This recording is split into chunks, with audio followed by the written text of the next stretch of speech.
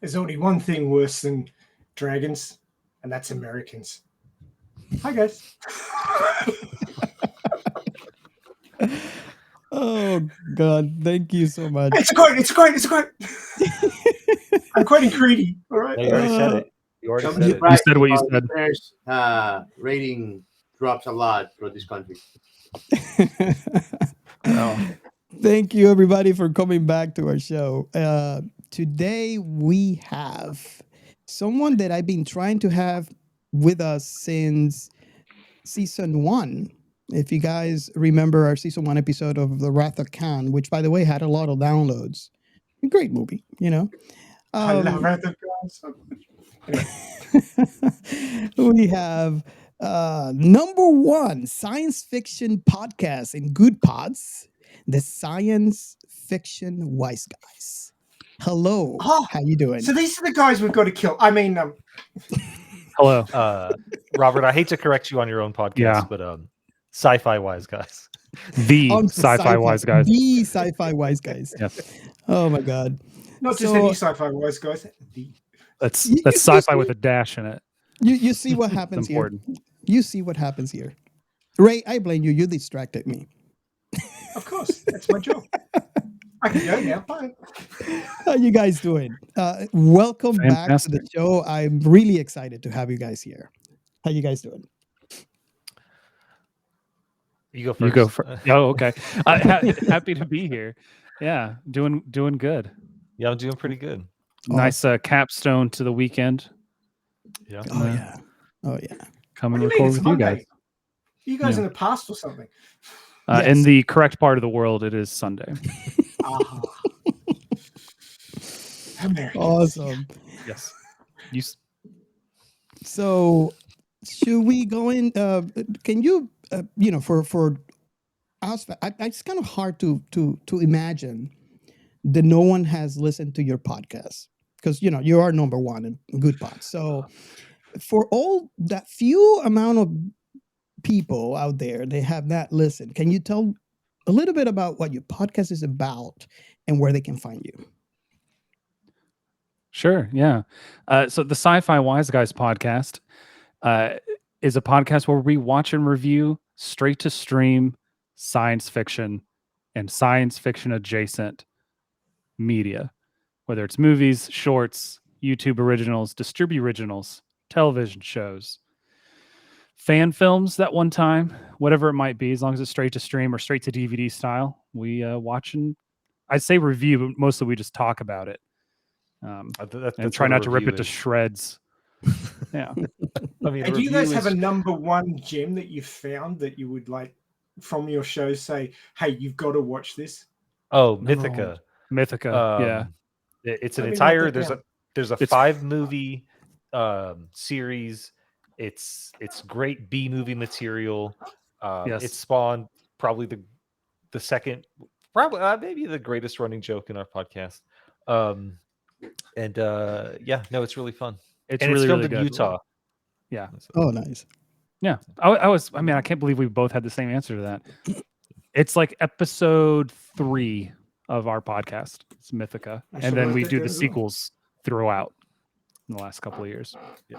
Cool. Yeah. So as far as where to find us, everywhere. If you find us, if you can't find us on your podcatcher or podcast streaming service of choice, let us know and we'll fix that. Nice shit. And you got merch? No, Chris made a shirt. Oh, well, man. I made 2 shirts. I just never give Anthony his. So. Oh. Right. Chris has merch. Nobody else in the world. Yeah, exactly. It's a game worn jersey, right? It's the same thing. Yeah, there you when go. I sell it, Chris, you're a selfish son of a bitch. Give it to the world. All right, Australia's back in. You're back in. We're good. So this is the part of the show where I give the audience some time so they can pause our show, go find your show, listen to it, and then come back. We'll be waiting. That then come back part is important, folks. Just keep that in mind. The listen to every episode part was the most important part. Yeah. Yes. So they'll come back in about 5 years, right? Okay. Awesome. Let's hope we're not all killed by dragons by then. I don't know. We have Ray. We have the power of science. Yeah.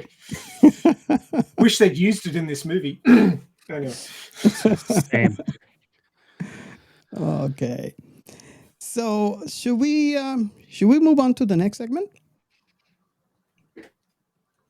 Yeah. I don't know.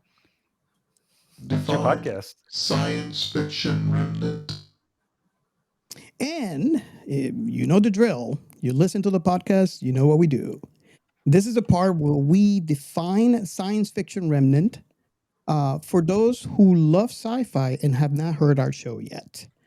And again, I like to mention the idea came from our season 1. When I started, I didn't quite know how to define this, and so I guess I can go first and mention how I think or what I think about our show, which is not necessarily what your perception is. So this over here doesn't have any right or wrong answer. It's just basically your perception. So basically, the way that I see our show and the way that I can describe it is that those conversations that you have when you're sitting down on the sofa and you're watching a great sci-fi movie with a friend, and Gio can actually speak to that because we had many nights where he used to live in town, in my town, where we'll sit down there and watch a sci-fi movie. And I actually introduced him to sci-fi because before me, he's seen some, but he wasn't really or technically a fan of sci-fi. So we have watched movies, and I couldn't tell you how many times during that watch we would pause the movie, and a movie that could be an hour and a half could turn out to be 4 hours easily because we're pausing and we're having those conversations that you actually heard all throughout season 1 and season 2, where we just derailed and talk about stuff. It could be ethical dilemmas. It could be philosophical, scientifical. And we're not philosophers. We're not scientists. So, it's completely derailment. And this is basically how I envision the show, is having those conversations about those great sci-fi movies while you're watching. So, should I start with our guests? Yeah. Start with whichever one of us is your favorite. Okay. My favorite is, man, that's... Well, in that case, you guys are go right ahead, Chris. Go right ahead. You guys are a package. I listen to your podcast every time you release one, and I enjoy the interaction that you guys have. So yeah, I can't pick a favorite. Sorry. I would define science fiction remnant. Yeah, I mean, pretty much you nailed it. I think there's Anthony and I have a great story of not listening, but debating which show was better between TNG and Deep Space Nine with a friend of ours, probably for I think the better part of 2 or 3 hours, and we just never reached an agreement. That's a real word. Google it, I dare you. And so I think that's kind of what your show is. I've listened to the RoboCop episode most recently, which I really liked Ray's take on it. Good job. Yeah. But just listening to a bunch of friends, just shoot the shit.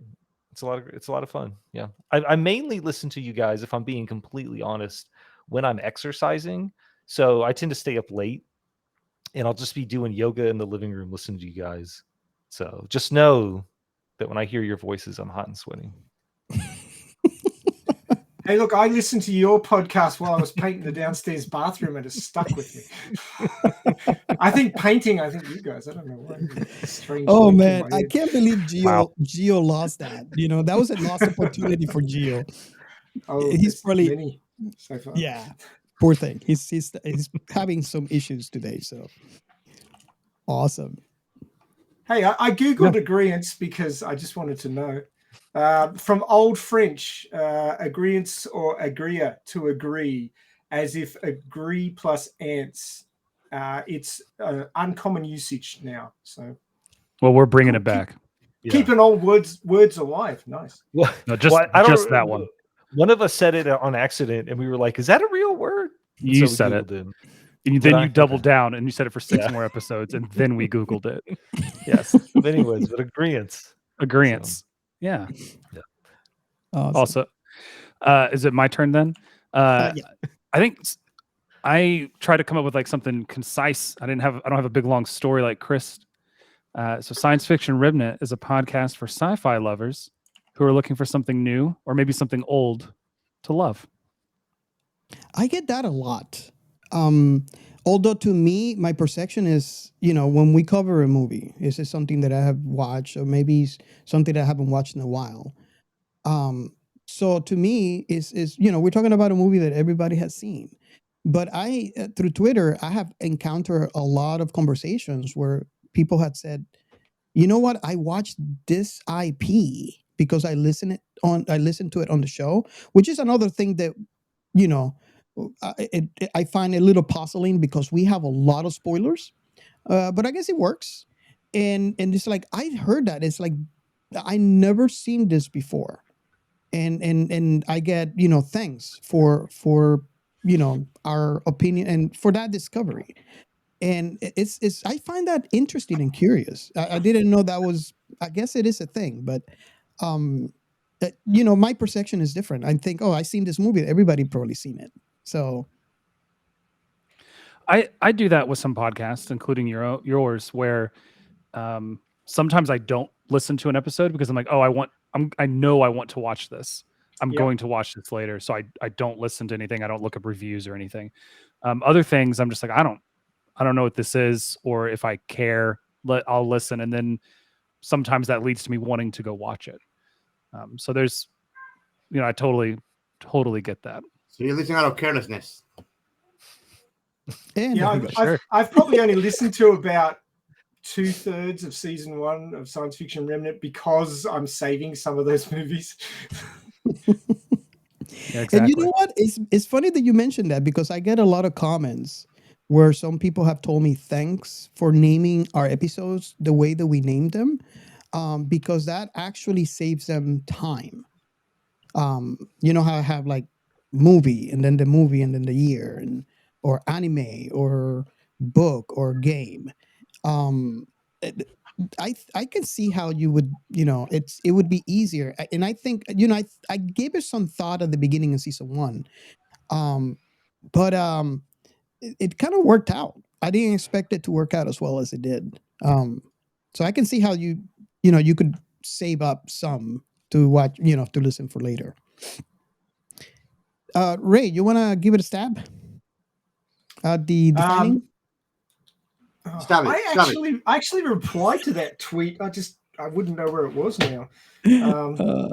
I tend to work on epiphanies, which is sort of like, somebody asks a question and the answer will pop into my head and I'll write it down and then I'll forget about it. So hopefully I've written it down somewhere. But yeah, I actually replied to that. I couldn't tell you for the life of me what I said now. For all of you who don't know now, Ray was a listener and turned host. Yeah, so they let me come on, and Robert regrets it every day since. Which episode is that? Well, I came Season on 2, the first time I was on as a guest was for the Battle Angel Alita anime. Oh, okay.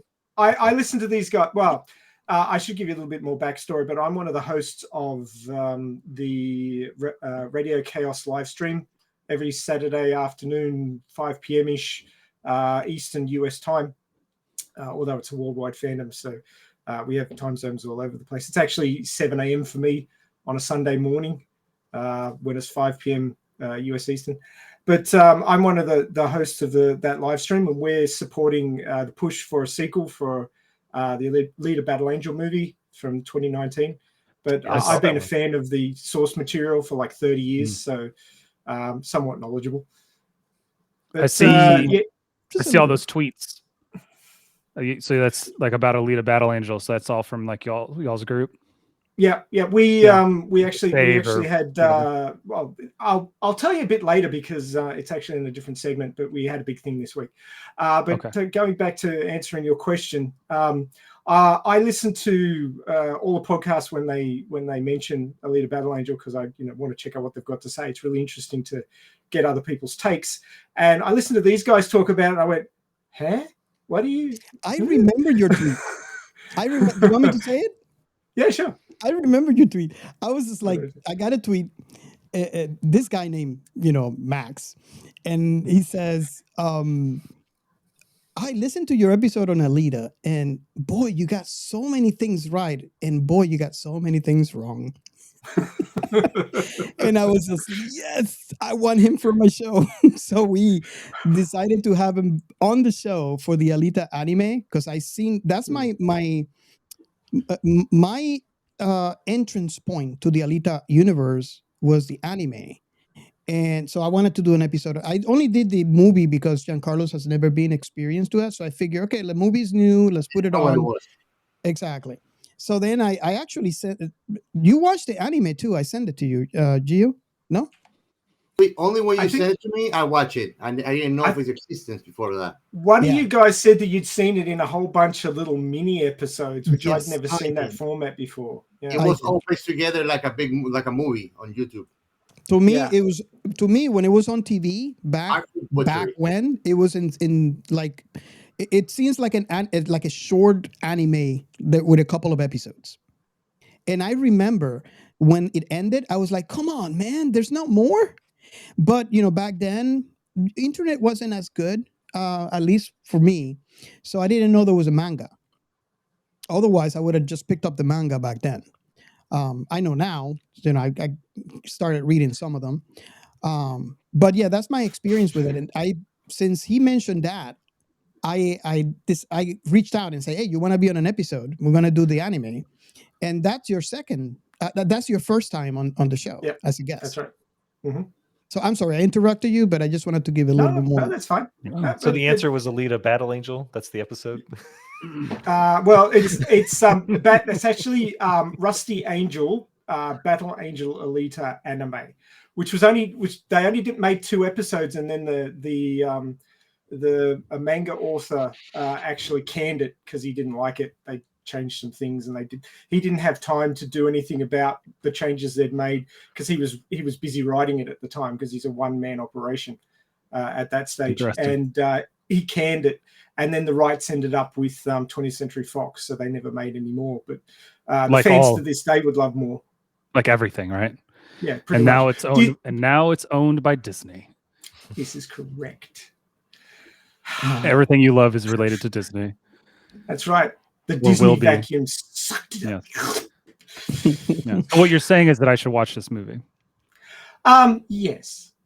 Let's just say that if you have any interest in manga or anime, you will love it. It is the penultimate so far. I'll let Chris tell everyone how I feel about anime. He doesn't like it. No, I'm a hater. I got a lot of hate in my heart. It's all for anime. Wow. Reach out to me after the show, and I'm going to do an experiment with you. This is Continuum, and you're down here off the screen where people can't see. Continuum's a good show. And I'm up here. We are worlds apart. I don't know if we have Gio. Do we have Gio? Because I was going to ask him what his perception, but I guess we don't. You're going to have me intermediate here and there. Yeah, what is your perception of the show? It's probably close to mine. Oh, the show? We basically... That's like my time with the boys. Yeah. Although I'm not married, so I can have my time with the boys whenever I want. Word. But yeah, it's something that I don't find anywhere in my life anymore that easy. It's having a conversation where you can speak freely. It can be a deep conversation. It can be just small talk. No judgment. It doesn't feel forced. It's like you're talking with people that you share a common interest, and you don't have to. You don't have to push it for you to actually sound like makes sense. You just speak your mind, say what you think, say what you like, what you like, what you dislike, and everybody just listens to you and then give you their feedback. And it's not like it's never like a one-way conversation. It's always fun because you get to learn new things. You learn new perceptions of people that may change your perception, and I think that's what good conversations are about. When you're having a good, deep conversation, to me, it's just two universes colliding, and from there, there's gonna be two different people coming out of it. Yeah. And you know, if you guys listen to season 1, you probably know that me and Giancarlos don't really agree on everything, and that's okay. You know, but there is one thing you do agree on, and that's the love of science fiction, and that's the important part. Well, everything else is up for grabs. And that's the thing. That's the thing. We humans would tend to look for the differences instead of looking for the commonalities. Yes. There's always going to be a commonality. There's always something that brings us together. Don't go further. I mean, I'm not going to bring political stuff into it, but when we've seen lately political stuff going on, that's the only time that people come together. So there's always something, even if it's a common enemy, which it shows in actually sci-fi movies too. Common enemies bring everything together. So commonalities do bring people together. That's the reality of things. We like it or not. We like to think that we're different in many ways. We're not. Yeah. It's our differences that make us the same. Oh yes. That's the thing. That's the funny thing. Our differences are the reasons that we should look inwards. But most people are terrified of that. You know, when I was younger, I would have had a real problem with Anthony because he doesn't like the thing that I'm really into at the moment. But as somebody who's lived 5 decades now, it's like, great. There's somebody here who would disagree with me. Excellent. Yes. Because you the kind of rap shitty movie. Imagine living in a world of clones of yourself. It would be so fucking boring. Oh yes. I mean, and just to clarify, I have nothing against anime, like animated anything. I have everything against Japanese storytelling. Oh. I just heard feelings. I'm gonna send a bag of ice to you. I'm gonna send a bag of ice to you, Ray. I'm sorry. Wow. I'm sorry. Nice. I'm poking fun. I'm poking fun. Don't apologize for who you are. They hit you in the fields in the testicles of the fields. You're poking fun. Oh, now I'm disappointed. Had me in the first half, not gonna lie. All right. We're still in segment 1, right? Yeah. This is how I would define science fiction remnant. Right here. Yes. Past 5 minutes. But you know, I have an announcement for this episode. So if you want to be in the show, you know, and give your opinion on define science fiction remnant, or you want to give out any thoughts, any ideas, anything that you have about sci-fi, and this is SciFi hashtag, and any other segments that we have a hotline where you can leave a voicemail. So the number I actually posted on Twitter today for the first time. So it is 1-305-563-6334. And you can leave a voicemail. Does the end of it actually spell science fiction remnant or something like that? I wish. Or sci-fi or something? I wish. That would be so cool. No, it doesn't. But you can call in and give me your thoughts on anything, any of the tweets that we have posted, any sci-fi movie that you enjoyed and why. You can define us, and anything, you know, that when you call that number, you leave that voicemail. We're going to do our best to put it on the show. So your voice would be heard. So just remember the number. I just posted it today for the first time. You can call it 1-305-563-6334. And should we go to the next segment? Yeah. Our science fiction remnant. This is the Funny Science Fiction Podcast. We are the Caribbean Science Fiction Network. We are Mono Rats. We are One Accord Level 2 Podcast. This is Jesse from Sudden But Inevitable and Open Pike Night. This is Sci-Fi. And on this section, basically, I just want to point out the fact that we have a hashtag. If you haven't heard the show before, basically what this is, at the beginning, I had a hard time trying to engage with sci-fi fans across the internet. And I was on Twitter, and I did find your Star Trek bubble, and I have found your Star Wars bubble and Galactica and all those stuff, but I haven't found a place where you could talk about all sci-fi. I am a fan of all sci-fi, and it was the hardest thing to do.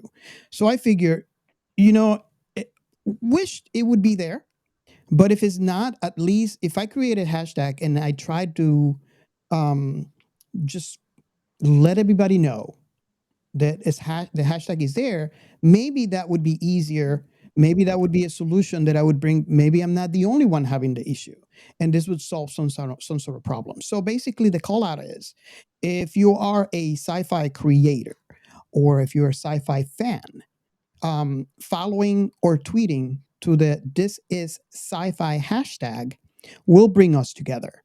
And through the experience that I had had in this hashtag so far, one of the biggest comments that I keep on hearing today is the discovery factor. How, it would be someone that would post something that I had never heard before personally, and I'm like, wow, this is something that I only dreamt of when I started it.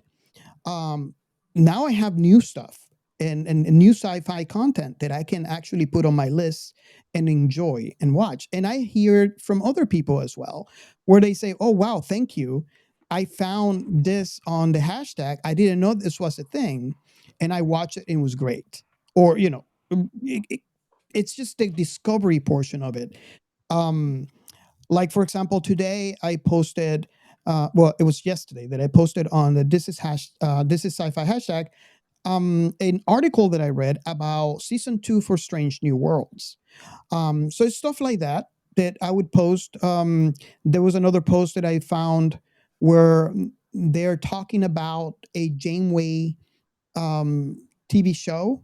So I envision it would be something similar to what Picard is right now in Paramount Plus. So that's the whole idea. Like, when I read something sci-fi, if I enjoy that reading, I post it, and I put this is sci-fi hashtag on it. I'm kind of curious to see any of you, if you had any.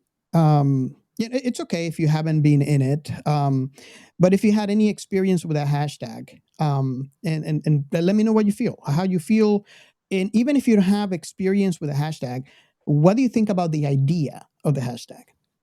And I'll start with my guest, and you guys can pick who goes first. So we use this hashtag quite often. When we're posting new episodes or just posting whatever it might be. We're not nearly as involved in social media as some others. But yeah, I mean, like, if you just search, say again. I was just going to say, it can be hard to keep up with it all because there's a lot going on with that hashtag now. Oh yeah, I think I think the last one I got from that hashtag, which I got linked to this particular post from a couple of different places, was actually a podcast release from Monorants, where he reviewed Alien vs. Predator, which is, he called it the third best Alien movie, and I'd have to agree. But yeah, Monorants at the Movies is one of I love them. I love that podcast quite a bit. I do too. I love them, and we might have them on our show. Just putting it out there. We might. Nice. Okay, so what do you think about the hashtag itself? Like, the idea of, is this something that you think? Actually, I'm trying to gather your thoughts on. Yeah, I like how inclusive it is. That's my favorite part of using a hashtag to bring all of science fiction together in the science fiction community, whether it's writing and books or games or movies or whatever it is. the idea of bringing them all together is fantastic. But then the actual hashtag you chose, like hashtag this is sci-fi, is so incredibly inclusive. Because I think, like you mentioned, there's those bubbles, especially in anything nerdy like science fiction or fantasy or anything adjacent to it, where it's like, this is my thing, and how dare you try to change it by saying, oh, this is sci-fi. It's just this bubble that anything can be in. There's none of this. There's none of that. It gets rid of all that infighting you see in a lot of science fiction circles. Like, I think Chris and I are very much in the Star Trek bubble when it comes to things, and me and him are pretty good at this. I think that bubble in particular is very bad at kicking people out of its bubble. That's so what Robert folds in so nicely. Robert likes all of them. Exactly. Robert's a guy that doesn't take a side. Oh yeah, I'll pick a side. It's the side of Star Trek, and whatever they do, I'm cool with it. Yeah. Robert is like Star Trek, Star Wars, and anything else. Exactly. I find myself fighting more when it comes to Star Trek, because I love old Trek, and I encountered that some people don't quite like the new Trek or some people only don't like the old Trek, and I'm like in the middle. It's like I love them all. Canon, non-canon. My hunger for sci-fi goes beyond canon, and this is something that I don't know exactly how Ray feels, because canon has an importance too, and I do agree with that. My thing is, when you reached out the end of an IP and you have no more to consume, I would consume non-canon, and for me, I'll make it. I force myself into making a canon for me, but that's a personal choice. So you're going to hang out on Archive of Our Own, are you? Huh? Every day. It's how you go to sleep at night, right? Just sit there and just reading whatever recommended, never to be finished fan fiction comes your way. Yeah. Get invested in these original characters, find out they haven't updated the fanfic in like 3 years, and you're never going to get resolution. Yes. That's how Robert lives his life. So that's pretty much me. That's it. And Chris, have you experienced that hashtag? I know you guys, and you guys said this multiple times. You're not really vested into social media, but if you haven't experienced that hashtag, what is your personal thought on the idea of the hashtag? Well, it's since science fiction is a fandom, as science fiction is as a fandom, it's ironic that people are so resistant to change when that's all science fiction is, which is just change. The irony of existence of science fiction. Yes. Yeah. Like my favorite thing is, we're going to touch on a sensitive subject here, but Strange New Worlds, there's a character, Uhura, and she, in the show, she's bald, and people are upset that she's bald because Uhura in the original series had this really distinct, striking hairstyle, like at the time, and I guess today. It's like hair doesn't grow to these people. Like they don't have to get their hair cut. Nothing. It's crazy. And so people were really upset about it, and I didn't understand why people could be upset. It's like she's playing a character that's 5 years younger than she is in the other show, but what I like about your hashtag is it just kind of reinforces that idea that all science fiction is, this is what it is. Like, you're making up a story, things can be different, and I really enjoy, I've gotten some recommendations off them. I won't share them because it's my business. So basically what you're saying is science fiction is like pizza. Even bad science fiction is good science fiction. Unless there's pineapple on it. Yeah. First of all, how dare you? Now we're in the same camp.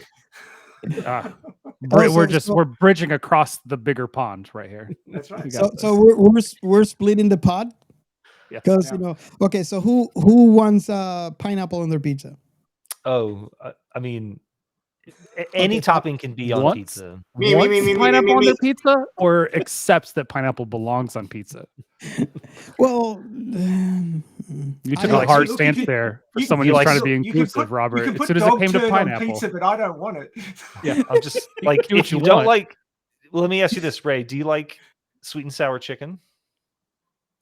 Yeah, sweet Then sour how chicken's could- good, but it doesn't belong on pizza. No. But so you enjoy the savory meat with the sweet tanginess of the sauce. Yeah, it's good So why wouldn't you like pineapple on a pizza? because it's disgusting. How dare you? because I don't try and have my dessert while I'm having my main. You know. Look, but Look, isn't that the best part of it? I can accept a story with dragons and helicopters. I can't accept pineapple on my pizza. There's a line. There's got to be a line. There's a somewhere. line. There has to be a line somewhere. And how what a dare you hill. try to cross it? What a hill. I will find some sand. Oh wow! So yeah, we You know, Anthony, if you hate Japanese storytelling, you could be my brother. There are larger wars to fight. Much larger wars to fight. wow. What were we doing again? I'm telling you. Should we go? Ray, what is your experience? And I know you have talked about this multiple times and different episodes. I really like your take on your past takes on the hashtag. Do you have any experience for this week? I know that you've been busy lately, so I just have to ask. I think that I spotted the Janeway sort of that they're working up the Janeway series through the hashtag, which was some. I pick up little snippets here and there, just little hints of what's going on, and click through and find news stories and stuff through the hashtag, which is great because when somebody in a particular fandom hears a deep cut or picks up a bit of news, they sniff out a bit of news because they're always looking for that stuff because that's their big thing, and it's not your big thing, but you're still interested. You can get insights into that fandom that you're not heavily a part of, but you're still interested in. So I think that's actually one of the really good things about the hashtag, that it bridges the bubbles that were talked about earlier and can give you information that you mightn't otherwise come into contact with until much later down the road. So you can stay informed through that hashtag, and I think that's one of the really good things about it. Cool. And do we have Gio, the Lord of Chaos? Okay. So we are going to move on to the next segment. Shout out. And in this segment, this is our thanks segment. I really, really, really want to thank everyone that has engaged in our account on Twitter. It could be directly or through the this is Sci-Fi hashtag. From the bottom of my heart, because I really love the engagements and the comments that I see. Although I might not sleep, I have to put my phone on silence because that continues all throughout the night. But it just tickles me, and I really appreciate all of the engagement and the comments. So in this segment, basically, it's a way to mention thanks to those who, for the last week, this list might change from week to week, had an engagement. And do forgive me if I miss someone. It's all, it comes from my heart. So Not forgiven. So I want to start, and Ray, I don't know if you want to jump in some of these. I want to start basically with the first one. Manic Pixie Weirdo, thank you so much. Your engagement is amazing, and not only that, but the retweets and the likes on the post. We really, really appreciate that. And can't wait to have you for another episode on our show. So thank you so much for the engagement. I got to say something about Manic Pixie. I follow her, and she reposts so many different podcast announcements. She's like a bulletin board of podcasting, and almost unfailingly they're interesting. So if you want to follow somebody on Twitter and find out about all sorts of things to do with interesting podcasts, then follow Manic Pixie Weirdo. She's fantastic. Yeah, she's top shelf, as we say down here. Awesome.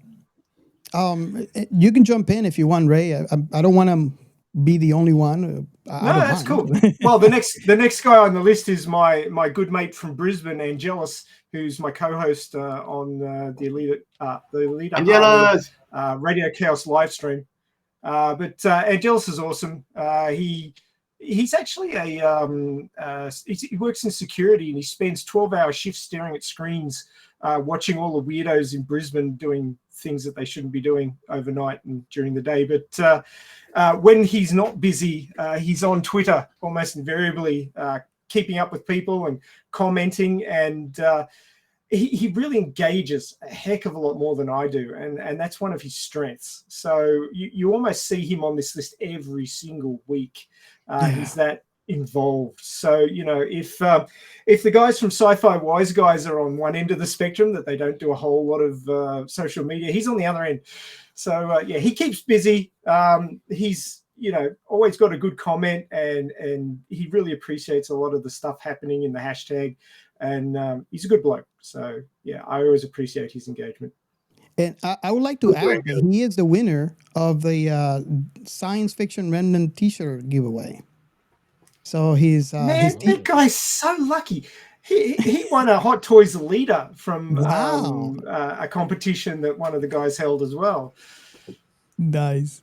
Yeah, he's if you're listening, you probably have this shirt by now if you're listening to this episode, but if not, it's on its way. Congrats to that guy. Huh? I just said congrats to that guy. Yeah. Congrats. He wins a lot of stuff, apparently. Well, Angelus is the definition of got to be in it to win it. So some people are just born lucky. Gio, if you want to pick one. Pick one? It's up to you. I can continue. I want to pick one. Go ahead. Go for it. The Scare Podcast. Fantastic Star Wars based podcast. Yes. They're lots of fun, part of a larger network of science fiction and Star Wars creators and podcasts and whatnot. We have had Ro on our show to review some Star Trek. So it was a lot of fun to get his opinions on Strange New Worlds. But a great podcast, and an entry and an entryway into a whole network of creative people. Yeah, I enjoy the podcast myself. I really enjoy it, and yes, it was really cool. And I want to say thanks to Ben. Is Chinsey Bidnick on Twitter. I really want to thank his engagement. He's always commenting and engaging on the sci-fi conversation. So I really appreciate your comments and the engagement on with us. And the next one is Seldon Crisis. You have heard we had them on our show previously. He is also very engaging. If you have not listened to the podcast, you should, especially if you're a fan of Foundation. It's a great pod, so you guys should actually pick it up. And the engagement, Seldon Crisis, the account for the podcast is great. Thank you so much for the engagement.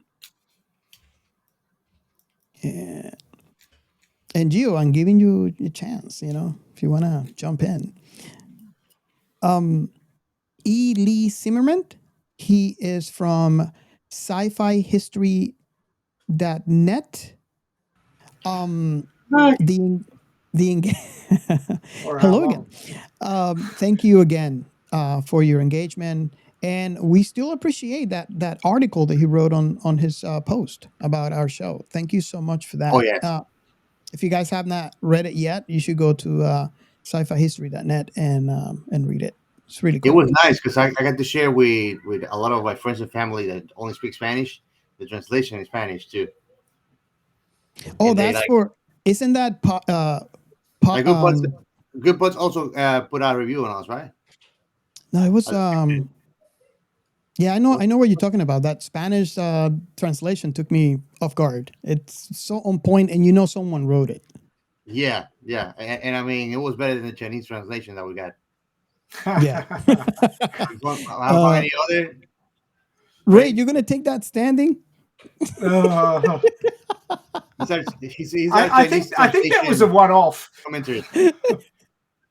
Look, if anybody's wondering what the hell they're going on about, it's an in-joke in the pod now. Go and listen to our Alien episode. You will understand. That's all I can say. You will thank us. Just Did you guys watch Prey? Oh. Huh? I haven't seen it yet. Oh, you should. That's all I'm going to say. There's a movie called Prey? Yes. Yes. It's on Hulu. You didn't even know about it. I want to check it out. Yes. It's got a predator in it. Spoilers. Yeah, you like Predator? The Predator is gonna be like based on like Predator being an ancient warrior or something like that. I'm not gonna tell you. You gotta go see it. And like he's gonna be fighting like Indians that are actually fucking fighting him, like this Predator's like shit. This motherfucker's on run. Speaking of people hating Japanese storytelling, I saw a post on Facebook. We're going to come back to that all the time. I saw a post on Facebook about somebody wanting a movie with a predator going up against samurai.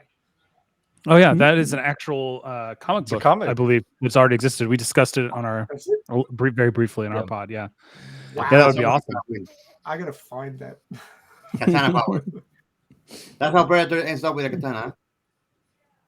Yeah, I think it was in Predator 2. He has like the whole Shogun type like outfit, and or maybe it's in Predators. I can't remember. Well, if you think if I think of it and I remember, like when I think of the looks of it, there's some resemblances to it too. So it makes sense that they would put that. And I mean, it's pretty cool. Like they put Predator like a timeless, immortal warrior that still like stay to the discipline of the ancients. It's pretty cool. It is very cool. So to continue the list, and again, you guys can pick anything if you like. I like to thank Sophie, Scagliotti fan. Sorry if I'm butchering the name. It's on her for making it so difficult. It's I think it's Scagliotti. It's Scagliotti. Yeah, Scagliotti. She came to us for the first time through our Warehouse 13 episode. She's a huge Warehouse 13 fan, like me and my wife. And she really enjoyed that episode and is a listener now. Her engagement is amazing. Thank you so much for How many Warehouse 13 tweets have you made this week, Robert? Well, we want to bring the show back. So I'm trying to, and basically, thank you for mentioning that. My idea is, Peacock is free, right? Warehouse 14. Huh? That's your idea, right? Warehouse 14, like one more warehouse. There you go, Warehouse 14. Peacock is free, so if you can go in and get a free account on Peacock, and just stream the heck out of every episode on Warehouse 13. I am actually just playing it. I might be working and it's playing in the background. I just like to see if we can kind of increase the stream, because there's a rumor out there, and not only is coming from fans and online, but I have seen it coming from the actual stars of the show, where there might be something in the works to reboot Warehouse 13. I know some people don't like reboot. I know some people might want just a new thing. But just like Ray has mentioned it in the past, especially in our previous episode, anything we could do to help an IP is good for all sci-fi IPs, because of, if the big head honchos of the studios say, okay, this thing didn't work out, then sci-fi as a whole might just go down the drain because they think this is something that they're not going to be able to make money on. So this works not necessarily for Warehouse 13, although I really, really want more of that story. But it's any IP that you appreciate. Look, another one, Cowboy Bebop. That's another one that So that's the idea. And actually, you can find this, and this is sci-fi hashtag, where I'm actually telling people to open up a free account on Peacock and just stream the heck out of it. Let's increase the stream numbers, and hopefully that helps the people, because I like to think that if the actors are talking about it, someone is looking at this strongly. And if we can at least show them that there are some streams out there, people are hunger for that story, then maybe they can do something about that IP in that universe. What do you guys think? Have you seen that? Push it. That's my opinion. So what you're telling us is we have to get on the cock? Is that what you're telling us? And that it's free for anyone. He's telling you need to go pee. Interesting. Oh, wow. I'd say that my personal opinion is that if they bring back Warehouse 13 before they bring back, Farscape or Stargate, then I might get a little upset. But good for you, though. I'll be very happy for you. I have watched nearly all of Stargate. There's a lot of it. There's much less Warehouse 13 than there is Stargate. There could always be more. They need to bring back Firefly is what they need to do. No, they don't. No, they don't.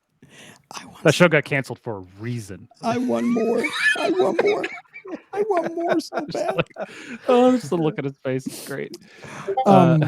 But it actually works for that, Anthony. We can tell people. It's my point is sci-fi, and we're trying to prove to maybe the big hunches and the movie producing companies that sci-fi IPs are a thing, because we don't want to dwindle of the story. We don't want to dwindle of sci-fi IPs.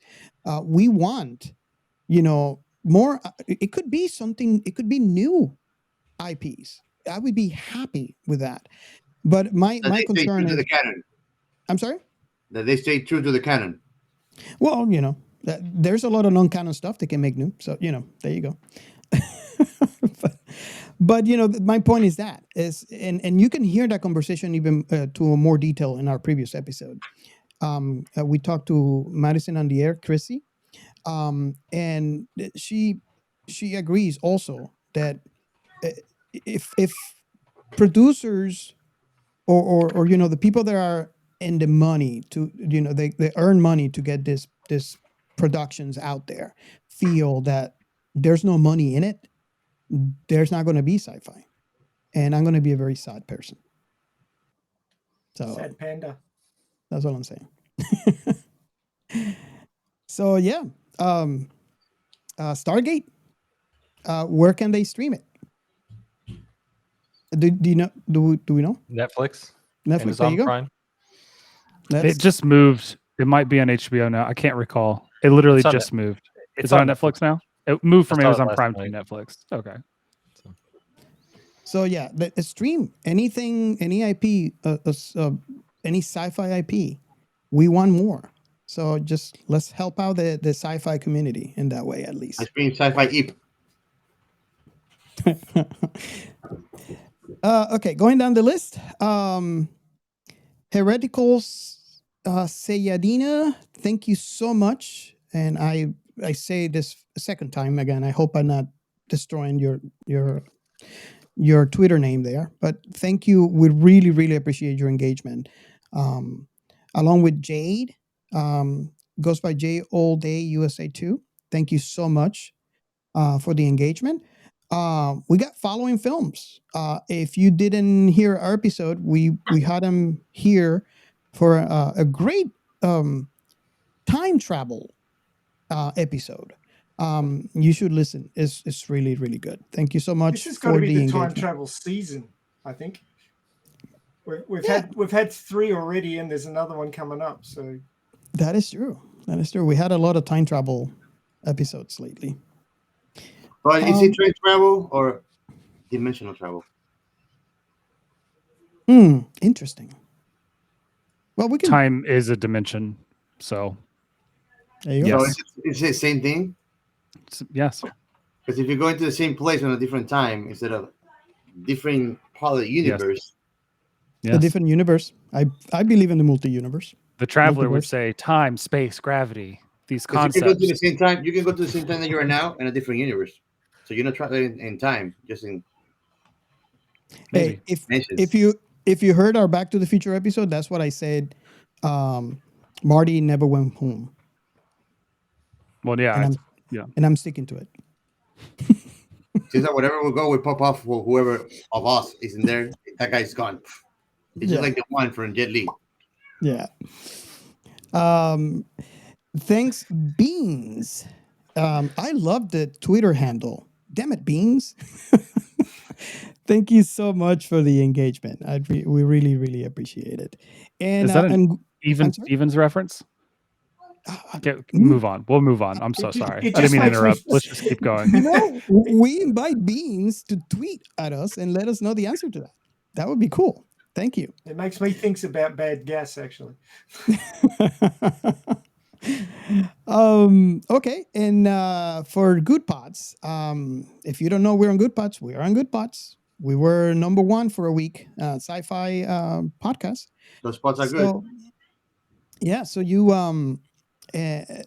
we want to thank Jack Culberson for always rating us on Goodpod. Thank you so much. We really appreciate your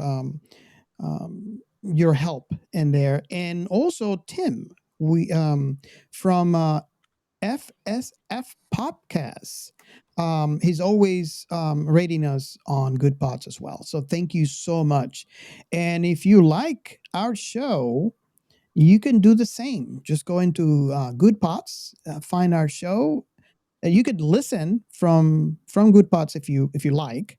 But usually what I do, even when I listen to other podcasts, is when I personally listen to my podcast, and when I finish listening to that podcast, I would go into Good Pods and rate them. Yeah, you could listen to within Good Pods if you like. That is where I listen to this podcast. Cool. Yeah. And just remember, if we have the hotline now, so you could call in and engage us. You could be on the next episode. The number is 1-305-563-6334. We have everybody. Hotline. There you go. That's a new version of Drake's song. Hey, you might get a comment from Geo, so that what could be better than that? And there he goes. He's gone. And he's gone. I feel like there's somebody waiting in there to stream. Like, okay, he's back. Boom, kick out. Every time you turn to face him, he vanishes. Okay, so we're gonna move on to the next segment. Outer Remnant. And for the Outer Remnant, this is a section where if you want to hear more from us and not in our shows, then where should you go to get more of us? Ray, I have one. Go! I have one. Go, you good thing. And I don't want to make this like a bad thing. I'm usually really, really busy, as Ray and Geo has experienced. So it's kind of hard for me to arrange the schedule. But I get really excited when things work out and I'm able to be in another show. I got invited to the FSF podcast, and I was concerned at the beginning that I wasn't going to be able to make it. I get invited to other pods as well, and it just works out that I can't make it. And I do apologize to all of those. Just, believe me when I say I'm saddened by it, because I really enjoy, especially if I'm on another podcast where I don't have to produce the show. But I really enjoy talking about sci-fi, and when I get invited. So if I'm not able to make it to your pod, I believe me, I am saddened by it, and hopefully you can bear with me, and I can be eventually on your show. So I was on the episode where Tim and the crew were talking about She-Hulk. So if you haven't listened to that episode, go pick it up. It was really fun. I really enjoy being on the show with them. I've been on the show previously, and it's one of the shows that I listen to all the time. I really enjoyed. So I was really happy to be on their show and actually enjoy being with them. I think that episode we had one of the guys from Three Geeks Podcast as well, which we might have them on our pod eventually in the future. So I really enjoy the conversation. If you haven't listened to that episode, go listen to it, and let's talk about it and see if you like my thoughts on She-Hulk. Hey, Robert, you were talking about She-Hulk, yeah? Yeah. So were you doing some twerking? Oh, well, I think usually. I think Gio would be really happy to twerk for us. I could try. I am the one with the smallest ass, so no. Maybe if I put some pillows on it, maybe. I don't know. I'm gonna try in a mirror and let you know. I'm supportive of the original, so I mean, if you're ugly and clap your hands and be proud of it. That's all good. Oh wow! You just know my strength. I know my limitations. My limitation. Prove it. So when are you installing the pole? Where do I install what? What do I install what? The pole. Those who can't twerk, pole dance. No. Oh. I tried. Not for me. Okay. And in that note, don't put the envelope. I Ray, you might find out things that you don't want to know. I want to invite our guests, if they have another show that they have been invited to, if they want to, give them a shout out. Do you have one? Or it's up to Am I good? Can I? Yeah, go ahead. Am I good? Yeah. So I'm gonna jump. It's kind of it's science fiction adjacent, if that's okay. The Spies Like Us podcast. Todd over there, we did guest host on his podcast, talking about Total Recall from 1990, the Arnold classic. And then we had Todd on our podcast to talk about the 2012 remake. Spoiler alert, not as good. I like the one for 1990, because he's a chick with 2 teeth.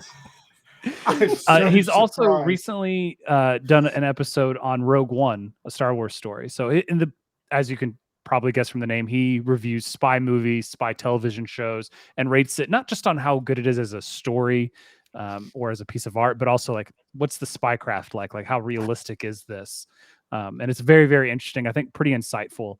You can find him obviously in all the big ones. He also has a YouTube channel now where he's posting a video. I think it's a monthly podcast, so it's easy to stay up to date on. And I'd like to give him a shout out. Spies Like Us. I do listen to the pod, and I kind of hope if you guys are listening, let's try to make it happen. I'm trying to bring him over for, I don't want to name it, but if you're a Star Trek fan, you probably might know where I'm coming from. I want to get them for an episode of Star Trek. And they've done it before. Is it Section 31? Maybe. Maybe. But yeah, if you're listening to it, I'm still very much interested. And let's hopefully we can make it happen. But yeah, I do listen to that pod, and if you guys have not listened to it, you should go ahead and pick it up. It's really good. I enjoy it. Anything else? And I guess Ray. Yeah. I have to, and let me explain. You guys are listening to our show. I am part of the Elite Army because I won part 2. Good boy. I really, really, and Gio likes part 2. I was surprised because Gio is actually the true newbie here, because he heard of me playing the movie for him, and he never heard of the other stuff like the anime and the manga. Manga, we probably heard it more from Ray. So this is kind of like a little section where I do the call out, basically. And I point out, if you love Alita, granted, if you haven't seen it, just give it a chance. Go watch it, and it's okay if you don't like it. It's fine. Engage with us and let us know what you think. But if you do like it and you want a part 2, I strongly encourage you to go in YouTube and pick up the stream. There's 2 streams out there. And I'll let Ray explain a little bit more, but it's the Alita Army stream, and if you like Alita, you're gonna really enjoy it because this is where you get really deep into the story, the entire IP. It could be the movie, could be the anime, could be the manga, mostly manga, but you would really enjoy the conversations. I had been a guest on. At one point in both of these streams, and I really, really enjoyed my conversation there. So Ray, tell us a little bit about the last episode that we had for the Alita Army. Well, I think this episode that we're recording now will be dropping fairly soon after we record it. But we just finished with, on Friday was Alita Day, 9th of the 9th, which is, her number is 99. So that's why we picked that as Alita Day. But it turned into Alita Week. It just went bonkers. We had people dropping videos all over YouTube. We had a trending event on the 9th of the 9th, which managed to trend. We've had a few problems with that happening in the past. And of course, we always pick a date where something big in the world happens. The death of Queen Elizabeth II, Vale QE2, amazing monarch. She will be missed.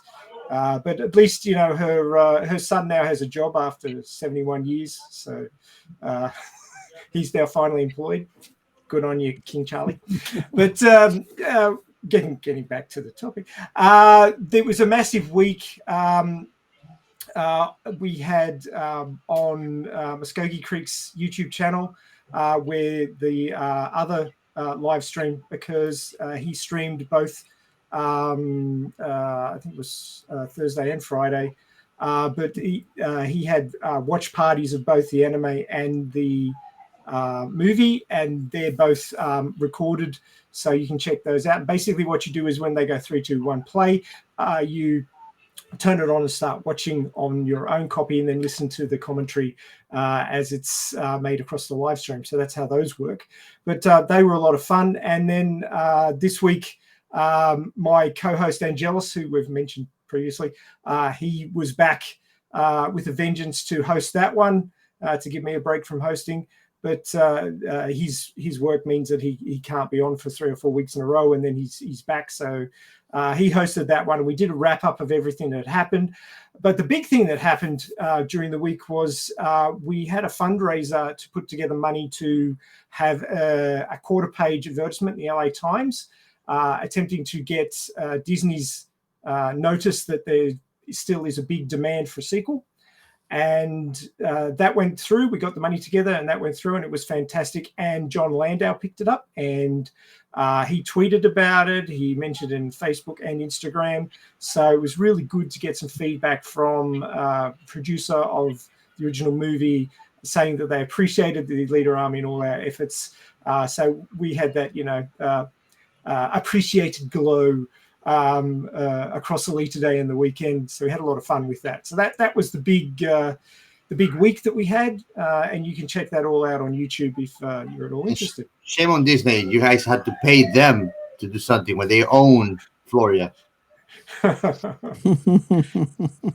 We just hope Disney comes to their senses at some point. Yeah. Okay, so you guys ready?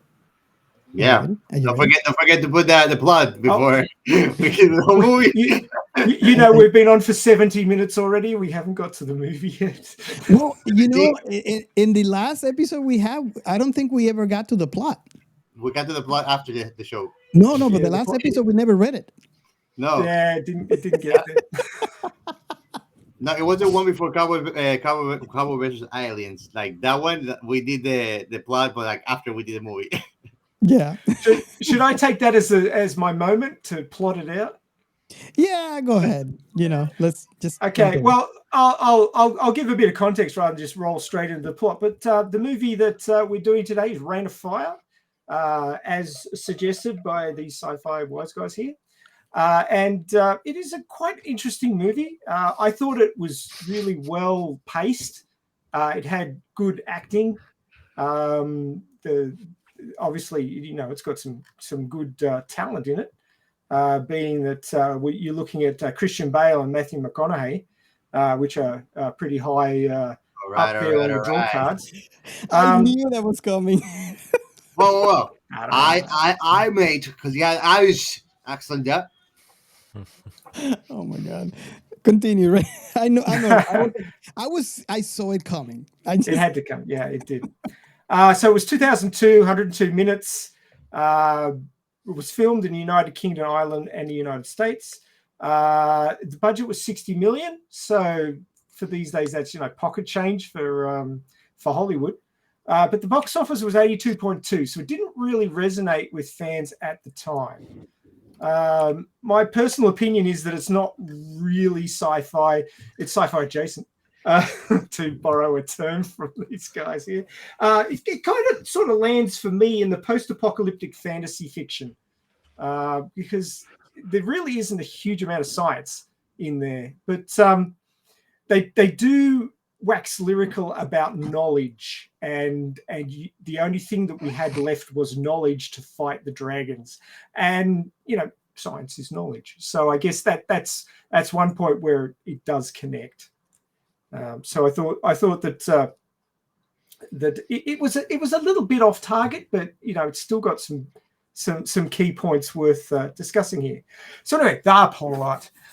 So soon after the start of the 21st century, during the construction of the London Underground, workers penetrate a cave and a huge dragon emerges from hibernation, incinerating the workers with its breath. The only survivor is a boy, Quinn Abercrombie, whose mother, Karen, the project engineer, is crushed to death protecting him. The dragon flies out of the underground, and soon more dragons appear. Years later, Quinn, played by Christian Bale at this point, now an adult, records the events that transpired after the first dragon sighting. Scientists discovered that dragons were a species responsible for the extinction of the dinosaurs. Sorry, asteroid, you lost out. And most plant life on the planet when they raised it with fire. The ash from this event caused the first ice age before the dragons disappeared, presumably in a cycle of hibernation. Once re-emerged, the population surged to several million, prompting most militaries to use increasingly devastating weapons, finally leading to targeting the largest population areas with nuclear weapons in 2010. Do you guys remember that? I don't remember that. You don't. It might not have happened in Australia. It definitely happened here. Maybe not. Well, we don't have nukes, so yeah, we just gave them tinnies and they drank those and everything was good. However, this only hastened the destruction, and by 2020, humans are nearly extinct. This is a different timeline, clearly. The dragons, now starving as well, are dying off and increasingly aggressive in search of food. Quinn, along with his best friend Creedy, leads a community of survivors at Bramburgh Castle, Northumberland, where he plans to outlast dragons until they go back into hibernation. As insurance, he shares his notes and plans with Jared, an orphan he rescued as a child and is grooming to lead the community. The community is short of supplies and in a state of unrest pending the harvest of their meager crops. Eddie and his group steal a truck and pilfer the crops early, but are attacked by a dragon. One man is killed and the rest are surrounded by fire. Quinn, Creedy, Jared rescue them with old fire engines, but the dragon kills Eddie's son before escaping and burns the majority of the crops, leaving the community without a means to feed itself. Shortly afterwards, a group of heavily armed Americans arrive. Yeah, good one, Eddie. Sorry. Shortly afterwards, a group of heavily armed Americans arrived in an armored convoy with a Chieftain tank and an Augusta Westland AW-109 utility helicopter. Whoever wrote this was big on their military kit. Okay, it's got all the correct names in it. The leader, Denton Van Zandt, played by Matthew McConaughey, and he was buff in this role. He was built like a brick house. I was impressed. Explains that the Kentucky Irregulars, who flew to Manchester from the US in a rebuilt National Guard C-5 Galaxy on 2 engines, some of the last remaining military dragon hunters seeking safe haven on their way to London. Initially skeptical and worried that they are marauders, Van Zandt convinces Quinn by sharing the dragon's main weakness, poor vision during twilight. With Quinn's help, Van Zandt and his team hunt and slay a dragon who is destroying the crops. The survivors enjoy a celebration in the castle that night, but Van Zandt is embittered by the loss of his 3 men. Van Zandt introduces Quinn to Alex Jensen, his team helicopter pilot and intelligence officer, and together they brief Quinn on their mission. I should mention that Alex is female because, the name doesn't really tell you that. And she's played by Isabella Scorupolo. Corrupco. I can't pronounce that. Yeah, you got it. Did I? Oh, okay. Yeah, sure. So after killing nearly 200 dragons, Alex discovered that they were all female. She postulates that they reproduce quickly because the species relies on a single male to fertilize the eggs. Having tracked and the spread of the dragons, they believe that the male is located in London, and if they kill it... So what? Do you think that how will they know if it's female or male? When they're flying, the both hangs? You need to ask your parents about that. This isn't the time. Oh, okay. I don't think that they know much more about dragons. There was actually a scene where he goes to the dragon corpse of the dragon that they killed, and he reaches inside and pulls out an egg. Therefore, female. Oh, okay. You good? Yeah. They're pushing their gender normativity onto the dragons. Is what's happening. Yeah. When you were studying biology, Ray, did they give you a specific class about dragon biology? I will get to that. I actually have an anecdote for that. The science behind science fiction. Come I've on, got Gio. you covered, dude. Come on, Gio. I know you're desperate to know, but I have got you covered. What are you drawing over there? Draconologist. Man, I love it when I've got this kind of plan comes together. Anyway, where was I? Okay, yeah. Species relies on a single male to fertilize the eggs. Having tracked the spread of the dragons, they believe that the male is located in London and that if they kill it, they will effectively stop the dragons from reproducing. Although Quinn suspects that the male dragon is the same one that killed his mother, he refuses to help, knowing that London is a dragon stronghold and that if they fail, the dragons will track them back to the castle that he's sheltering the people in. Van Zandt first recruits, then drafts the castle's best defenders, including Jared, despite Quinn's objections and a physical altercation, otherwise known as a punch-up. Van Zandt and some of the castle's men then depart, but true to Quinn's warnings, their caravan is attacked by the male dragon in the ruins of a town 66 miles or 106 kilometers from London. Everyone but Van Zandt and Jensen are killed. The dragon then finds the castle and kills many of the inhabitants. Quinn gets the survivors to a bunker, but they are trapped, and when the dragon returns during the final attack, Creedy is killed. And he's killed basically getting the door closed and saving the rest of them.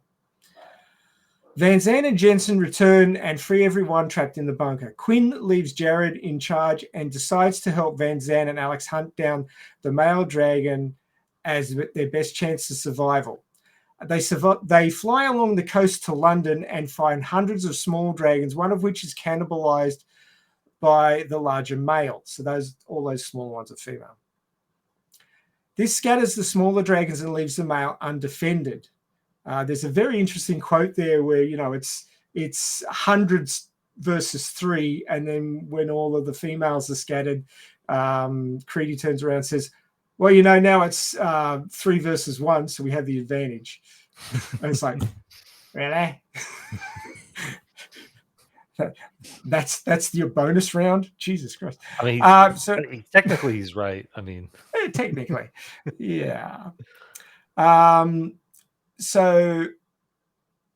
Without the support needed for a major battle, Van Zandt coordinates a simplified plan. Split up, bait the male into attacking, and then shoot explosives down the dragon's throat with crossbows. So basically, you've got your basic crossbow bolt, but with a magnesium tip on it with high explosive. Which Rambo is that from? 2. Second one, I believe. Yeah. I'm pretty sure it's Rambo 2. First Blood Part 2. Versus Dragons. Versus Dragons. Rambo versus Dragons. Yes. Don't give him any ideas. Don't give.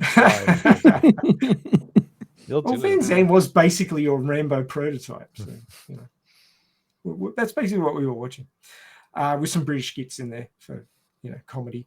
Backstory is that Rambo is the son of the Predator and a woman from the jungle, Amazonian. Now we're getting really complicated. I'm nearly done, guys. Let me just get this finished. The plan initially works, but the dragon manages to detonate the explosives early. Van Zandt sacrifices himself as a distraction while Quinn and Alex gather the last explosives because Quinn dropped them. Most important thing you can have, drop, run away. Whoops. Together, they lure the dragon to ground level where Quinn fires the last explosive into the dragon's mouth, killing it. Later, Quinn and Alex erect a radio tower on a hill overlooking the North Sea. There's been no dragon sighting for over several months. Jared arrives to say that they have contacted a group of French survivors who want to speak to their leader. Quinn officially makes Jared the community leader, asks for a bottle of booze from the Frenchies, and dedicates himself to rebuilding civilization with Alex. Roll credits. I like to point out, spoilers. Yeah. Really? The whole plot wasn't a spoiler? What? Jesus Christ. You're about 5 minutes too late, Robert.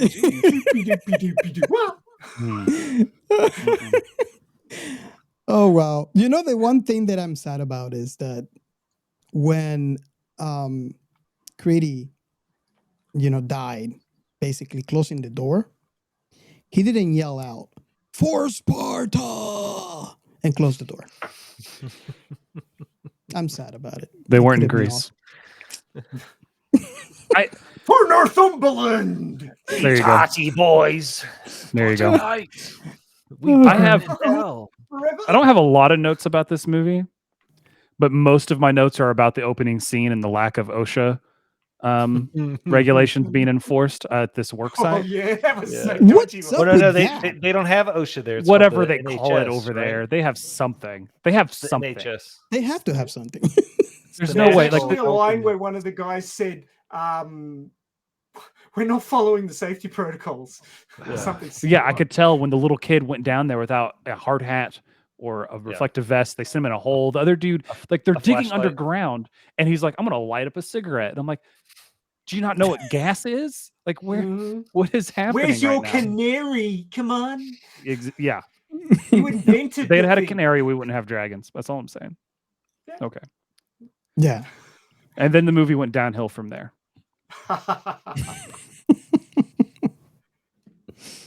It was already underground. How did it go downhill?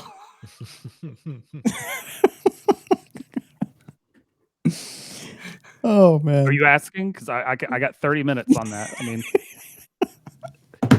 Go for it. No. So earlier you said that this movie was suggested by the Sci-Fi Wise Guys, and I want to clarify. I had never seen this movie. I didn't suggest this movie. I came into the thread late and said, "Oh, I guess that's what we're watching." So this is all Chris's fault. This was my idea. Yeah, this was his idea, and I think that he should give his opinions first and defend himself.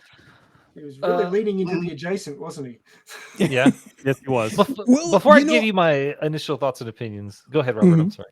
No, I was just gonna say. I mean, I agree. This is sci-fi for me, but that's just my personal opinion. Hashtag. So go ahead, Chris. I just had to point that out. No problem. I'll just give us a couple of facts. Reign of Fire is sitting on IMDb at a 6.2 out of 10 star rating based on 137,000 ratings. So, I guess that downhill was pretty tall, huh? Yeah. It's also sitting on 42% Rotten on the tomato meter, and with an audience score of 49% on Rotten Tomatoes. Letterboxd has this thing sitting at a 2.9 out of 5. Out of 5, yeah. Sorry, and 77% of Google users like this movie. So, when I first suggested this idea or this movie, I think Ray and I had a little bit of a back and forth because he just didn't agree that this is considered science fiction, but fantasy is considered science fiction, and this is definitely a fantasy movie because there's dragons. You're gonna relive that fight between me and Gio. Me and Gio had that fight. I agree, fantasy is not, and Gio said it is, and yeah. Okay, so do you consider Star Wars science fiction? Science fiction fantasy for me. Hold on. Yeah. Let's see here real quick. I've been fantasy. recording for 2 hours and 55 seconds, and Star Wars got brought up as part of an argument. Yeah. No. So do you like the Force? Do you like it when your wizards use swords that are made out of lasers? Yes. I mean, that's a funny thing. Like, we're gonna bring Lord of the Rings and shit like that, which I adore, but we've done Narnia. Yeah. Mm-hmm. And he wants to bring Harry Potter. Lord of the Rings. Here. It's all the same. Harry Potter to the show under the pretext it's a steampunk. It's all science fiction. Hashtag this is sci-fi. Yeah. So I'll be honest. I saw this movie. I think when it came out, my dad. I think my parents might have been divorced at the time, and my dad was like, "I want to see at a the movie time with you because because we're father and son. Let's go see a movie." So we went to go see this. And I remember not really liking it until Matthew McConaughey came on screen. And I kind of feel the same way now, 20 years later. He's probably the only part of this movie that's really great because he's not really acting. He's just Matthew McConaughey. And it's great. I think every part of his... No. He's from Kentucky. Well, I mean, in real life, he's from Texas. In the movies, from Kentucky. But no, like everything about his performance, he's magnetic. He's so intense. Like his whisper yelling at the end of the movie is great. I don't know. The rest of the movie is this just in. Matthew McConaughey's a good actor. Who knew? Yeah. So is Christian Bale. When he's talking to them about the guys who died, and his eyes are wet, but he's not crying. That was excellent. Yeah. Wet. No one's ever going to tell you that Matthew McConaughey's a bad actor. I've seen How to Lose a Guy in 10 Days. Man, I'm gonna. Most people aren't going to tell you. I love that movie. It's okay. It's all right. I like the Matthew McConaughey point.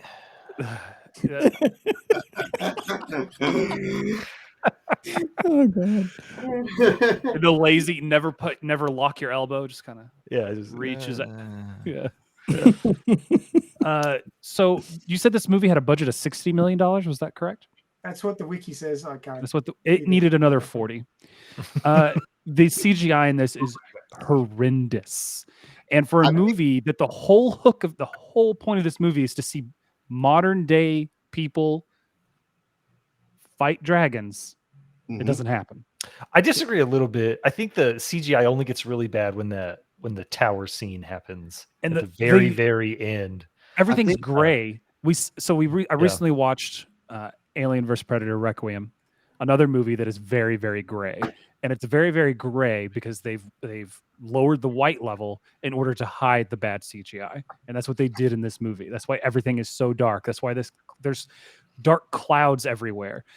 They can try to say that it's whatever because of the plot or whatever happened with the dragons, but really it's to hide the dragons. We don't get to see the dragons because they were afraid that it wouldn't look as good as How to Train Your Dragon.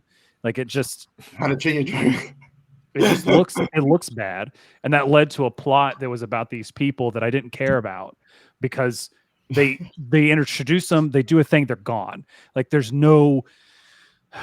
This is something that comes up a lot on our podcast. Like this feels like a television show that got they said, oh, we're not going to greenlight a TV show, but so they switched it into a movie. Like if we had time to spend with these characters, especially in 2002, like a 20 episode season of television, or even something shorter, more modern, like The Walking Dead or something, where we have time to really spend. Walking Dead is many things, but it's not short.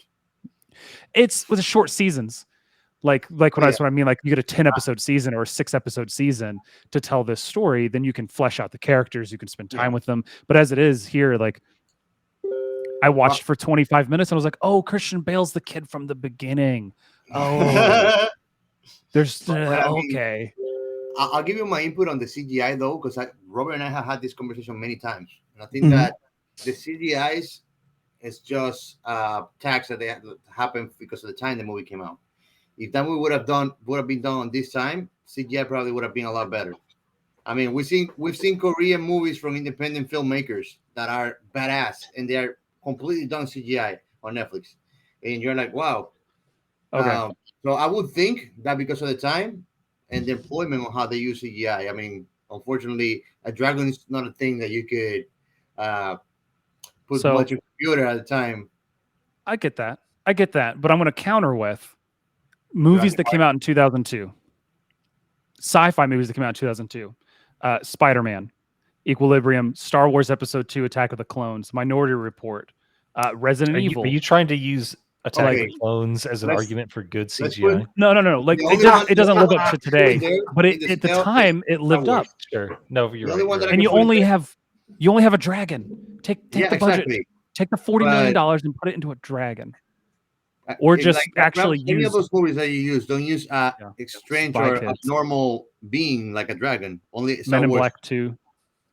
I'm going to keep going. I get what you're saying. It is the product of its time, but if you can't tell the story properly, don't tell it. Or use real props. Stop using CGI. You're right. Jurassic Park came out almost a decade before it. Comparison too, and I mean, I wanted to compare like the budgets of all those big movies against this one. Probably this one was probably not as much as Star Wars. No.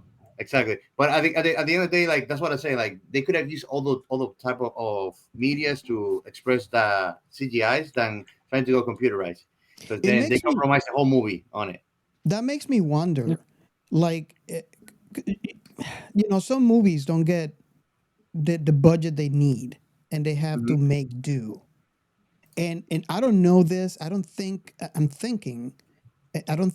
have read anything about when they were making this movie, but it makes me wonder if they just got that budget and they had to make do, and this is what they end up with. Maybe they had the idea of wanting to do something better, but because of the budget, they were restricted to what they got. Does that make sense? Kind of. I mean, 100% makes sense. But if you're working within your budget, maybe you don't have Gerard Butler, Matthew McConaughey, and Christian Bale in your movie. I mean, I get that that's also part of the marketing, right? Saying, oh, this is the new Matthew McConaughey movie or whatever. And I'm not saying that he should be replaced, but I'm saying if you're looking at your budget, maybe not the people that take $1 million a day to be on set, I agree. We've seen very many times in the past where a movie actually is advertised because of the actors it has. Exactly. But this movie is not, we're not seeing this because Christian Bale's in it. We're seeing it because it has dragons in it. Yeah. Like that's, I don't know. And that brings another question to me, because sometimes And we see this being done in certain movies. I mean, we see this done. I mean, we can recall it back in Logan's Run, how they what was her name? I can't believe I forgot her name. The blonde. They used her in the marketing campaign to try to hype up the movie, although she only had like a few seconds in the movie, a few minutes in the movie. So the point that I'm trying to make, and you can go back and listen to our Farrah Fawcett. Farrah Fawcett. There you go. You can go ahead and listen to that. Logan's you can Run. go ahead and Logan's Run. You can go ahead and listen to that episode if you want to get the details on that. But the point that I'm trying to make is, I wonder what part of that they're using to make to make some sort of money for that movie. So they figure, and this is me thinking, I mean, I might be wrong, and I'd like to hear your comments on that, but they're saying, okay, we only get this amount of budget for this movie. We're going to have to make the money back. We don't know how we're going to get this. Could flop. Can we afford to have some big names in here? So maybe at the box office, we can make the money back. And I wonder what percentage of that it came across. Because, I understand what you're saying. They could have gone with some known names, or maybe at least just have one instead of two big names in this movie. But it makes you wonder what part of that was that decision where they're, and I might be completely wrong. I might be completely wrong, but it kind of makes sense in my head that was like, okay, we're not getting enough money for this movie. We better make it because we're going to be in trouble. I looked up the budget for Jurassic Park. Okay. 63 million. Now it's a few years earlier, so whatever, but they're pretty comparable in budgets. Yeah. And the effects are drastically different. I mean, and there's a lot of tricks in Jurassic Park. If you go and have a look at there's only one dragon at a time, like for the most part. Like there's very little. You spend most of the movie on a sound set, like a sound stage in a castle, or a field behind some lot in Canada or whatever. Like it's not like they have a lot of locations. I think you said it was filmed on location, like in UK, but they didn't have to. Yeah. I don't know. I suspect the majority of this movie's budget got ate up by having the fact that they could only film at dawn or dusk. You know what I mean? Like during the action sequences, they could only film when it was dark. So, I mean, golden hour is an hour and a half long on a good day. So you're getting an hour and a half, 3 hours of film time every single day when they're not shooting inside. I don't know. That could be hard. I think that would increase the budget because, on a typical movie, I like to think, I mean, again, I could be wrong. I'm not in the business, but you could film 8, 9, 10 hours in a row. Because you could split it between maybe a sound stage or maybe on location. If it's on location, depending on the scene, if it's on the day, you might have 10 hours. If it's at night, you might have again the same amount. Yeah. But the golden hour, that stretches your, you have to be on location. You have to pay these people to be more days for less hours of filming. And I think, could that have contributed to chewing up most of the budget? Well, go ahead, Anthony. No, please. Well, I was going to say, Anthony and I are big fans of a filmmaker / actor. His name is Jason Tross, Jatro, shout out, on Twitter at The Real Jatro. The Jatro. Come on, man. I'm sorry, The Jatro. We get it wrong more than we get it right. I don't understand how Twitter, I don't understand how Twitter works. We recently watched one of his movies called the FP3, which was a movie that he filmed almost entirely in his gutted out home in Australia or New Zealand, whichever one. I don't Australia know. During lockdown. Yeah, he painted a corner of his living room green, floor, wall, ceiling, and filmed 90% of the movie like that. Yeah, so in miniatures in his garage. Like, it's strange when we watch movies, especially 20 years later, and it's like, oh man, this movie's CGI is really bad. Mm-hmm. But like, listening to him and talk about the movies that he's made and like how all movies are like a sprint, like it's like, oh cool, we've got 90 days to finish this movie, where like the filmmakers see we've got 90 days to release like this blockbuster that had a $60 million budget. So yeah, shortcuts get taken. Like I'm on Geo's side. I forgive bad CGI unless it's awful. I didn't believe that the dragons were real, and that's okay. I also we talked about Jurassic Park. I believe those are real dinosaurs. And just the fact that it's been 8 years later and I just can't believe that the dragons were real, it's a problem. But I want to point out too, I think I came in strong with like attacking the CGI. Well, actually, I came in strong attacking the lack of regulations when they're digging the new subway tunnel. But then immediately moved to CGI because the story of this movie doesn't matter to me. Like, I didn't care, and I didn't care about the characters. And so the one redeeming thing that I thought could happen was, oh, we're going to get cool CGI dragons. Like when I watch Transformers, and I don't really care about the story, and the characters are like a little exhausting. But then I get giant, alien transforming robots fighting and killing each other. I'm like, okay, this was fun. Like I can say, oh, this was fun, and for this reason. There's nothing about this movie that makes me say, oh, you should watch it if you kind of want this. It's like, nah. If you want to see Matthew McConaughey jacked up and just killing it on screen, look up those scenes on YouTube. There's watching the movie doesn't add anything to it. And that's how I feel. And I think I went about the CGI on top of it is because it was like the one thing that the marketing promised me that could overcome all of this other stuff. So and it didn't. In a nutshell, we get Matthew McConaughey ripped off. That's it. You sound very far away. I didn't catch it. One more time, Gio. What was that? Like in a nutshell, Rain of Fire, we get Matthew McConaughey ripped off. Pretty much. Yeah. We get the most beautiful version of Matthew McConaughey we've ever had. Man, and I thought I was going to be the biggest detractor of this movie. I think I liked it more than you guys did. I watched a lot of bad movies. I'm playing the movie and listening to Kenny G now. Yeah, I mean, don't get it wrong.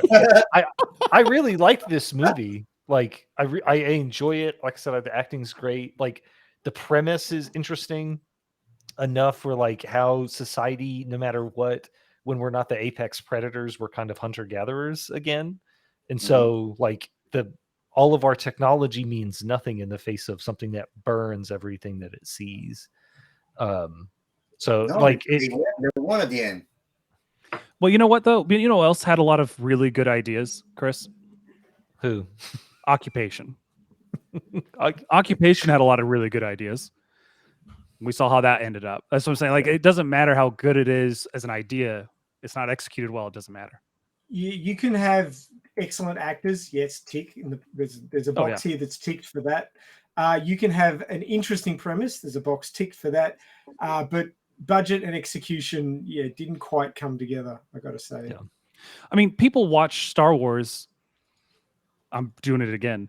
People watch Star Wars because it's this interesting world and these interesting characters. It's like a bonus that it's a fun action film and it's got all these sci-fi elements and big explosions and spaceships. Like, but what makes people go watch the second one? What makes people go watch Empire Strikes Back is their investment in these characters, and the story thereof. And this movie has none of that. Like, you're right, it's got great acting, better acting. There's a lot of like back data and plot that it was not terribly elaborated, to be honest. It's very simple, and it's so simple that it might not attract the viewer with it. Yeah.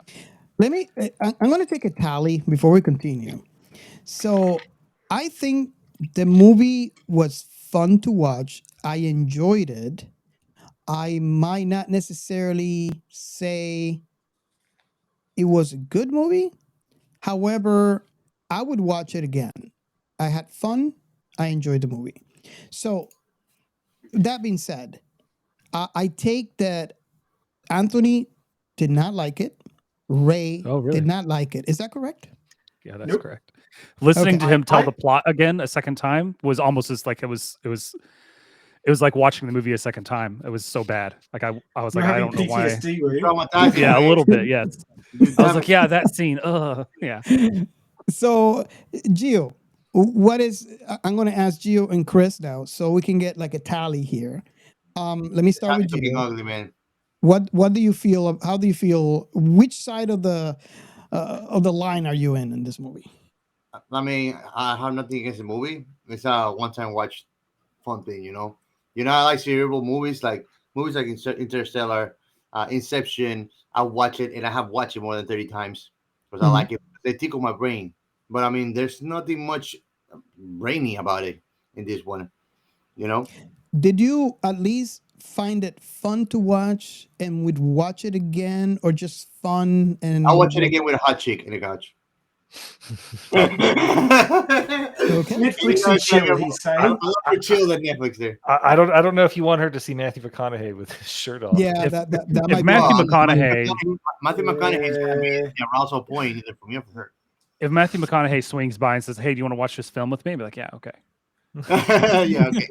If Christian Bale swung by and did that, like, "Why aren't we watching Batman? What's your problem?" maybe Gian's hoping to bask in the awesomeness of Matthew McConaughey and get a little bit of side He's action. going to be my Yeah, he wingman. wants to be the second By best proxy. looking man in the room. Yeah, Matthew I get it. McConaughey is going to be my wingman for the chill. all right. Dragon Wing. That's what I'm going to do when it's time, man. I'm going to be like, okay, all right. Robert, you're always posing questions on this podcast, so let me pose one. Yes. This will tell you how much you like this movie. If you had the option of watching any Star Trek or any Star Wars again, or watching this movie again, which would you pick? I'd watch this before I watch Wrath of Khan again. Oh, my God. I don't actually remember if That- our Wrath of Khan jokes were idea. before we started recording or not, but that was a callback. He's decided to That just is- make That was a little bit of a deep cut for this same episode. Just so you guys know, we have a do you real like- party Why you don't like pre-show. So Superman going nuts and killing everybody. What's wrong with that? It's good to watch Superman going nuts and killing everybody. And then going into Star Trek and just like, I'll fuck this thing up, dude. So going back to Ray's question, I'm think I might be. Can you elaborate onto the question? Like, I can only watch one. Is that it? Well, no, you've got You watch Rain of Fire? You got 2 hours with your wife, right? And she says, "What should we watch, dear?" And you've got the choice of this or any Star Trek or any Star Wars that you like. What are you going to pick?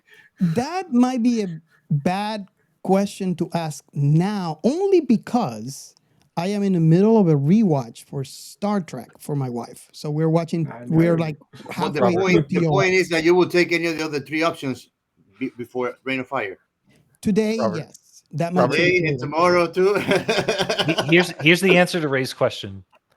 It's obviously Star Wars or Star Trek. Just go play Skyrim. if you want dragon action, just go play Skyrim. That is a good answer.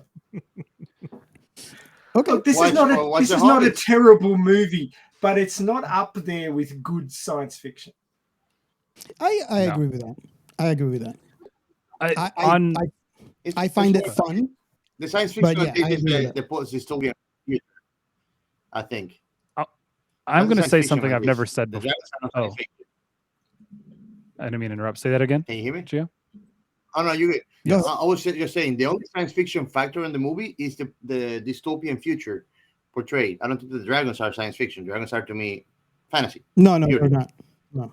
They're They're not. So why are we purely. the Hobbit then? So, and this, I think, actually, in this particular case, to derail us entirely, I think in this particular case, these dragons are science fiction because they are real flesh and blood evolved creatures that inhabit Earth, as opposed to a fantasy origin type magic creature.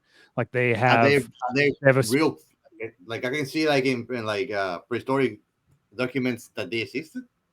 well, yeah, like they talk about how they, killed all the dinosaurs and caused an ice age and all of these things. Like they're part of the Earth, and so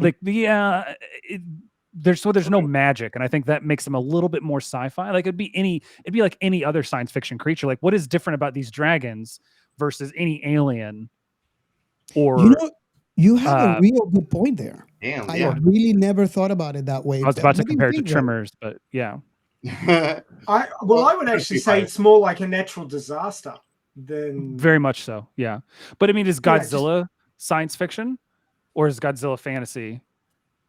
But Yeah, you gotta get he's points. a stand-in for natural disaster, right? Well, he's a stand-in for nuclear war and disaster. As a but scientist, I'd have to say that Godzilla is science fantasy, much like Star Yeah. Wars. What In about that King Kong? Something that big cannot exist because it would be crushed under its own weight, unless there was some force keeping it together.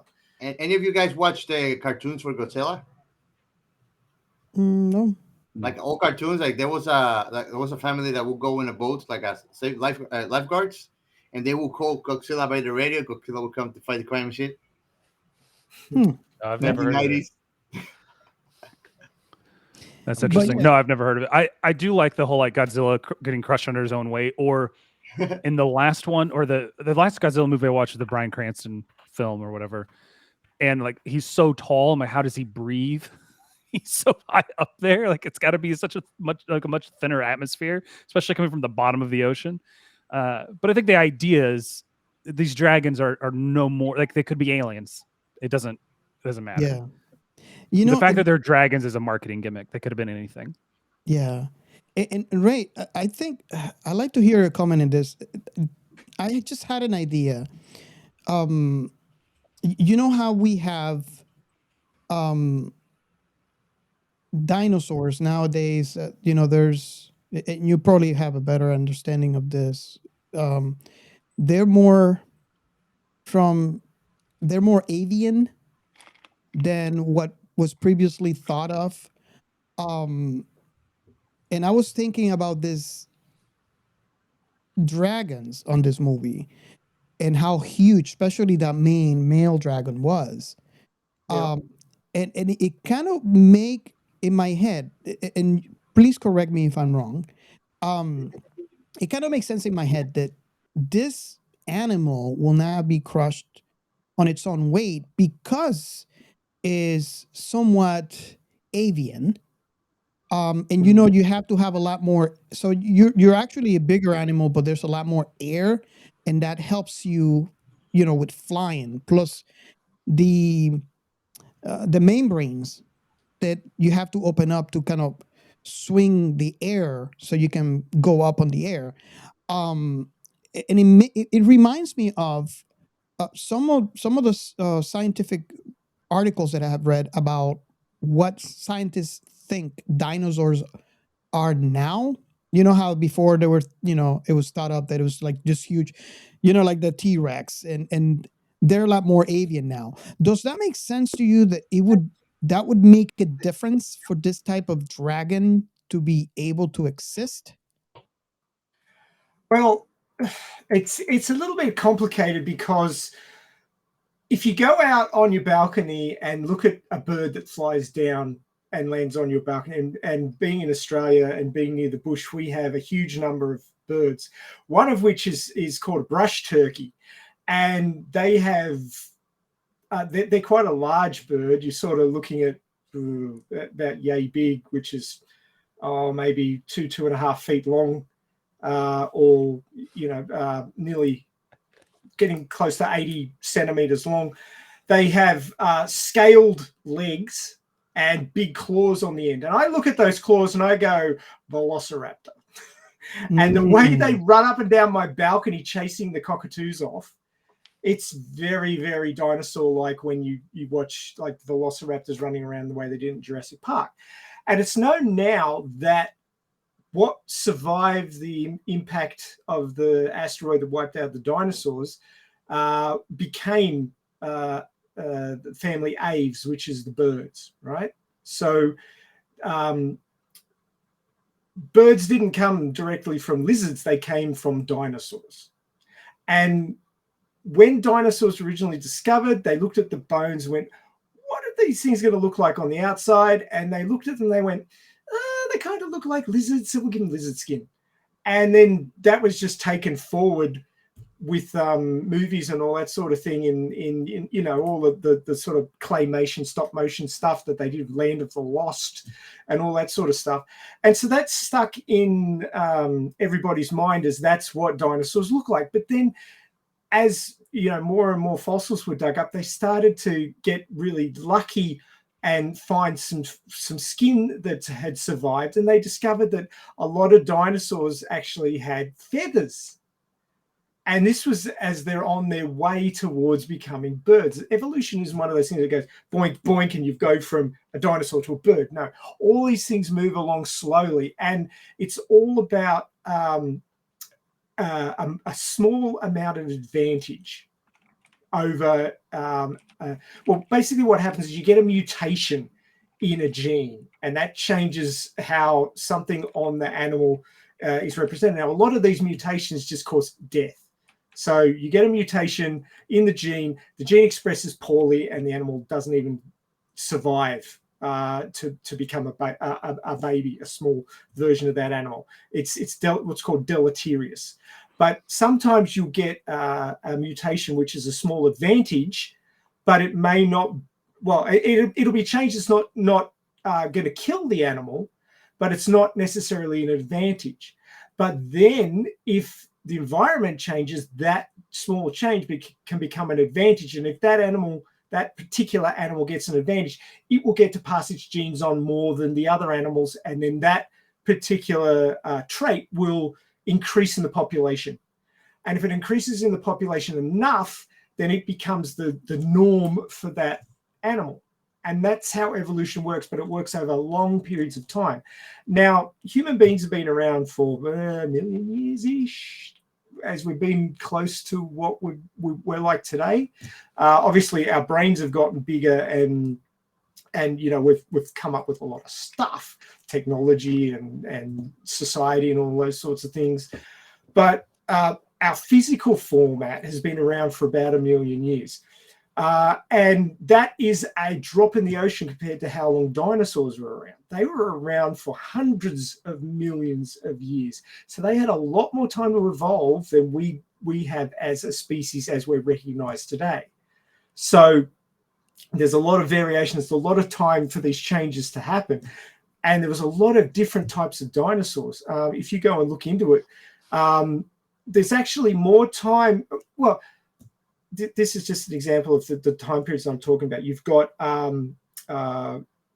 in some of the old dinosaur movies, like Land of the Lost, you've got a Brontosaurus and Tyrannosaurus Rex, and they're having a fight, right? And you go, oh, two big dinosaurs having a fight. This must have been what it was like, you know, back in the time of the dinosaurs. No, there's actually more time between when a Brontosaurus was alive and a T-Rex was alive than between a T-Rex and us. That's actually time travel.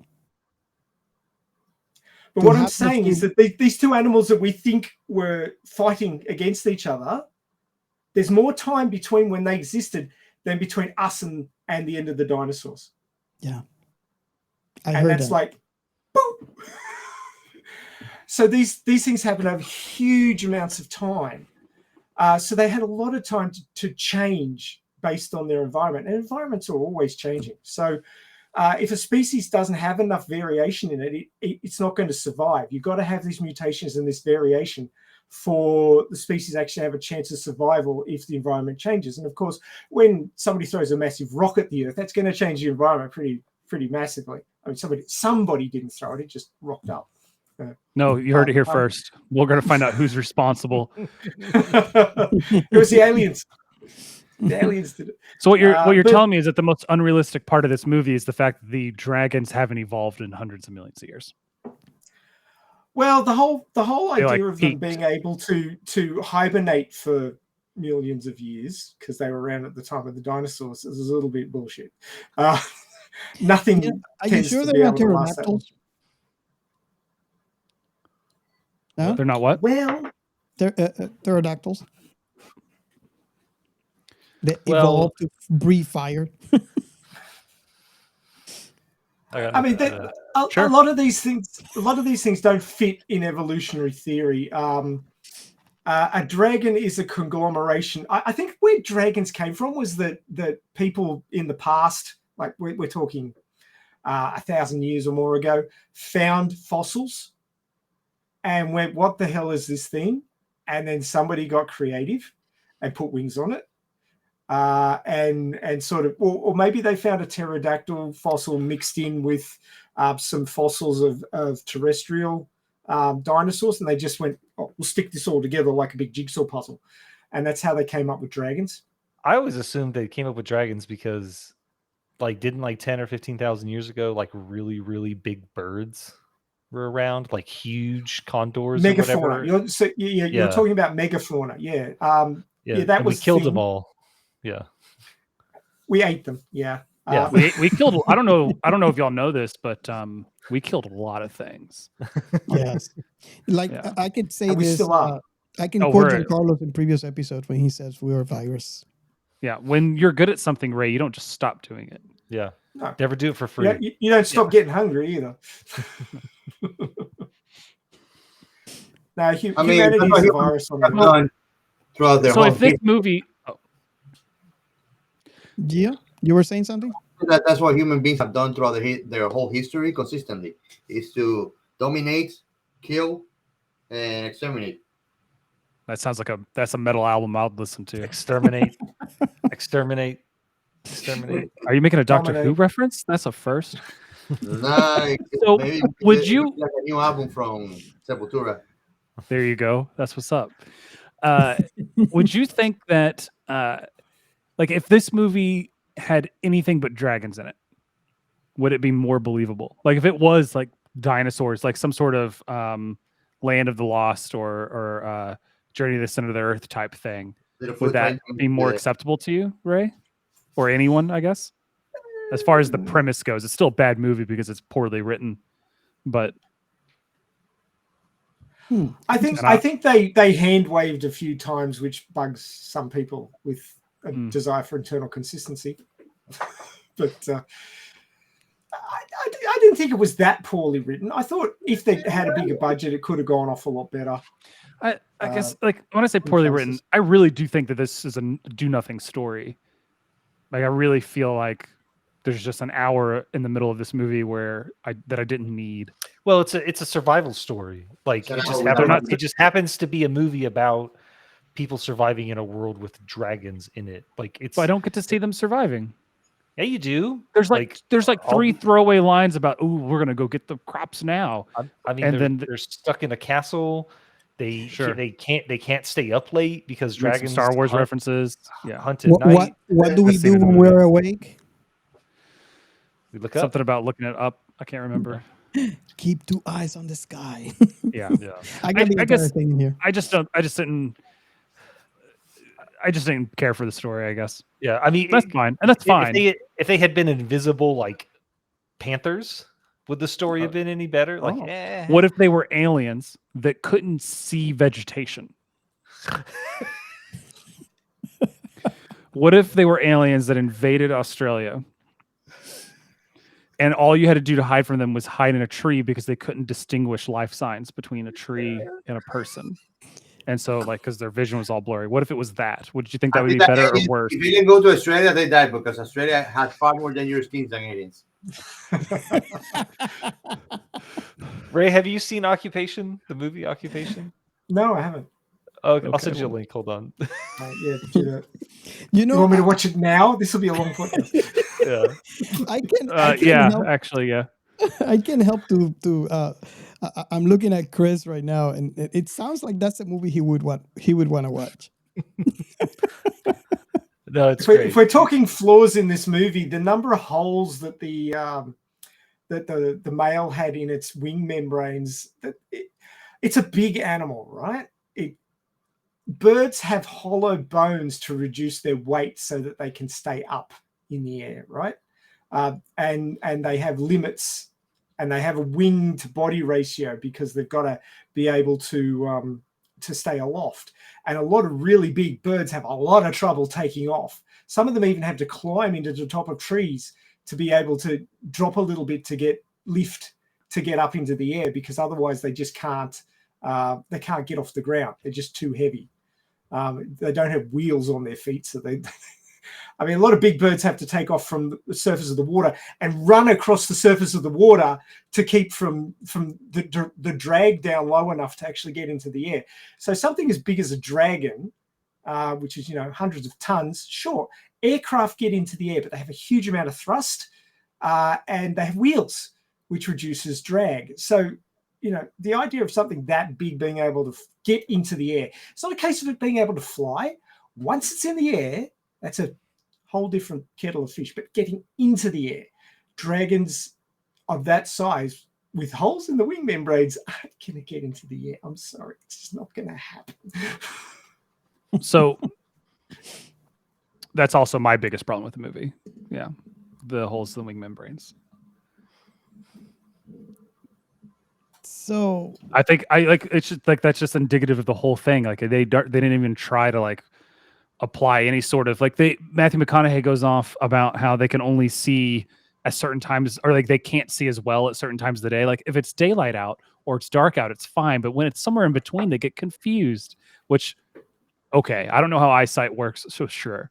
But then how eyesight works is there's different cones for night sight and day sight, and different animals have different combinations of them. So I didn't have a problem with that theory that in the in-between time, the cones would be getting confused because neither one would be working optimally. But it was dark all the time. Like there was a permanent cloud cover. So just I didn't or ash, sort of ash clouds. Yeah, so the dragons create ash clouds around the earth, which makes them blind, or hard of seeing, I should say. I don't know. I guess the idea that an animal could have that problem makes sense. The idea that animal had that problem, just I don't know. But now we're breaking down the science of dragons, Ray. Uh-huh. Yeah. Isn't that what we do in the show, Ray? Yes, we do. This is what we do. You are on point.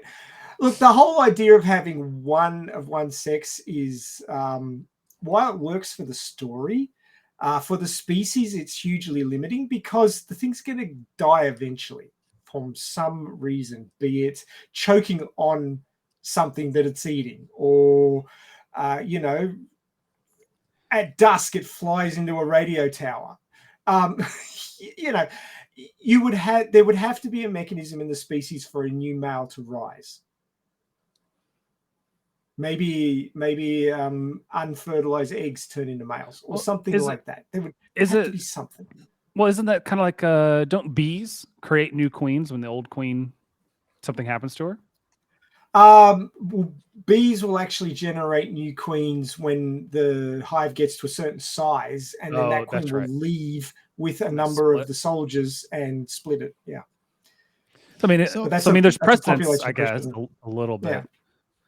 And what are the chances that the dragons will provide an egg for a male? Yeah. Look, I mean, the whole question is, where did the male come from in the first place? If there's only ever one, it's got to be a mechanism.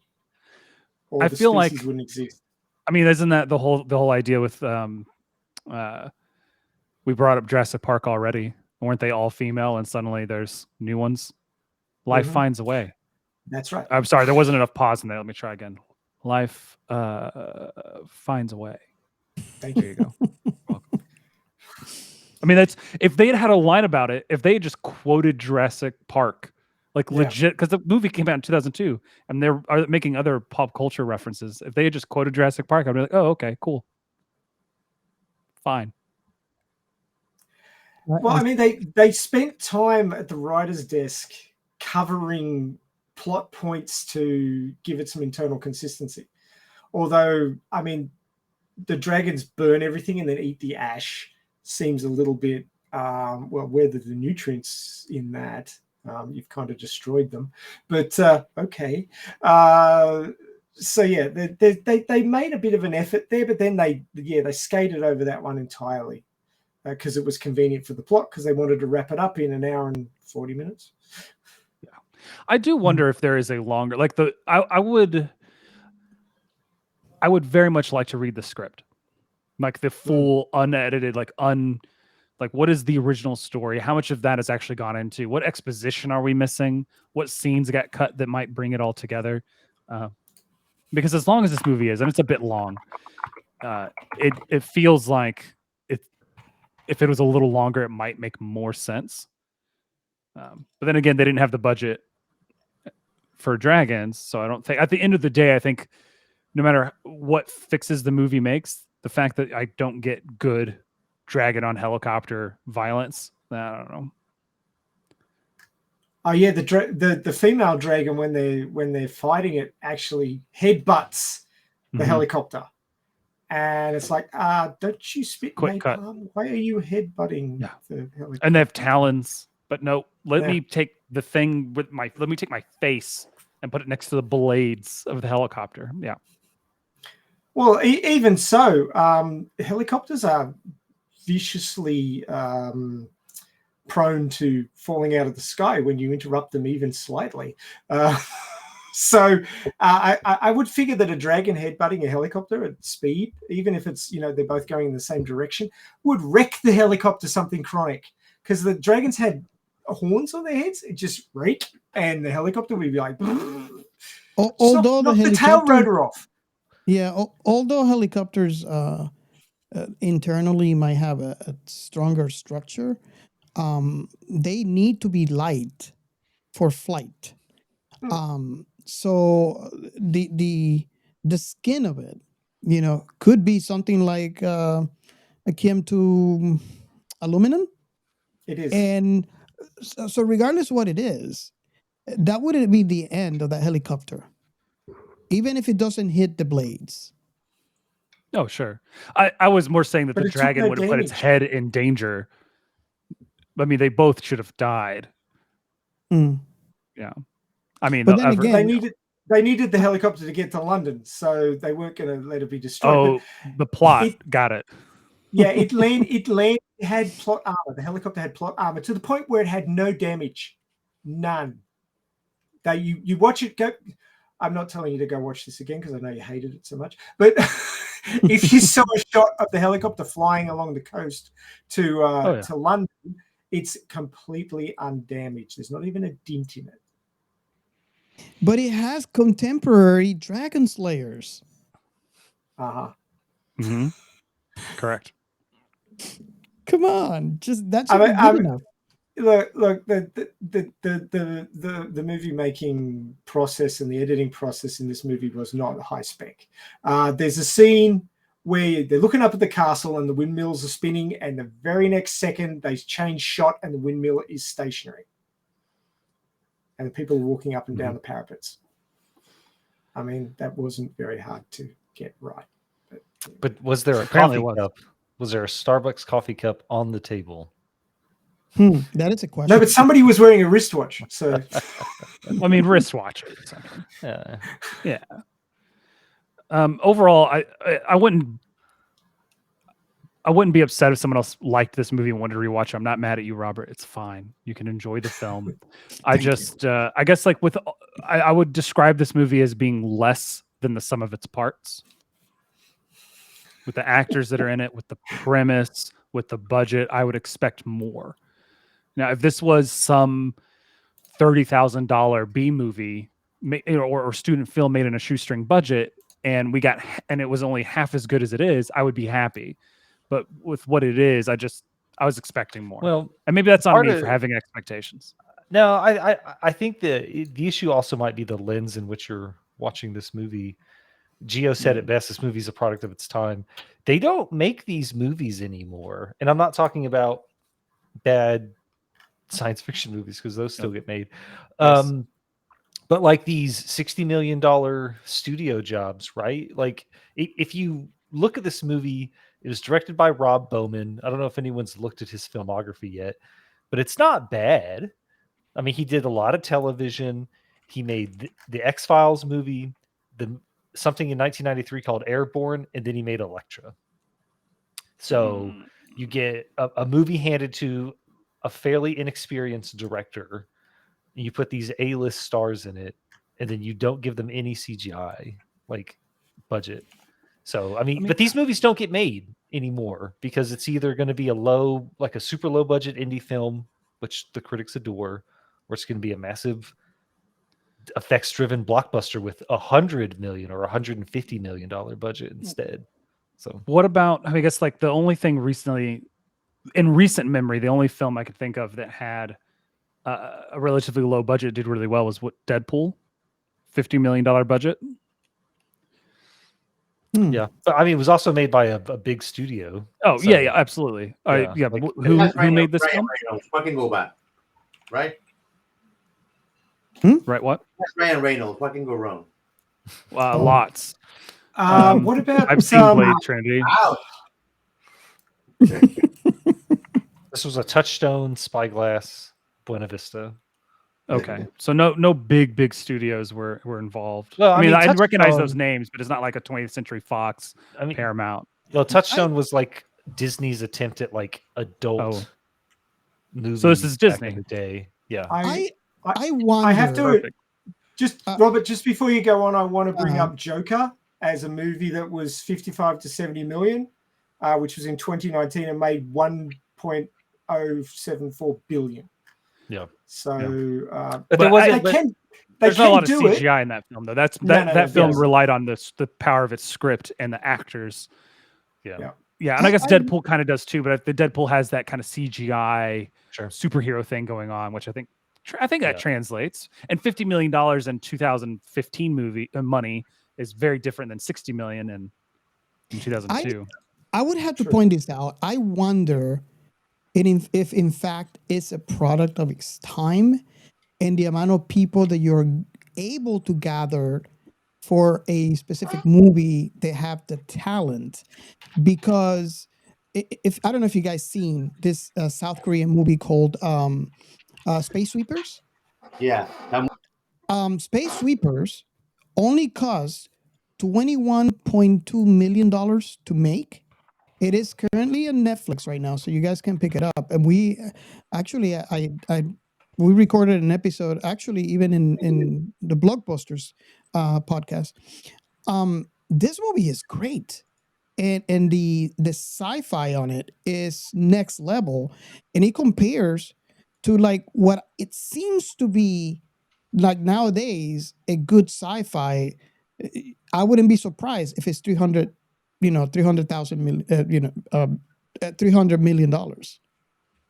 And this movie is at par when it comes to sci-fi with a movie that big with only $20 million in profit. I mean, in cost. Have you guys seen Space Sweepers? It was on the list of us it was on the list of things for us to watch, but like right after we had watched like 3 or 4 foreign language films in a row, and Anthony was just tired of it. Oh, okay. Well, you can blame me for that one. Good. You said I know I don't want to watch another. I don't want to watch another one of these, and I said okay. Yeah, we go through back and forth. And the great thing about it is you can pick a language. You can actually, and this is a test that you could do. You could put the movie in Netflix, change it to Chinese or Japanese or anything, and then watch it in English and tell me your experience. The way that the story was created, it works in a way that it doesn't matter what language you put it on, you'll still understand the story.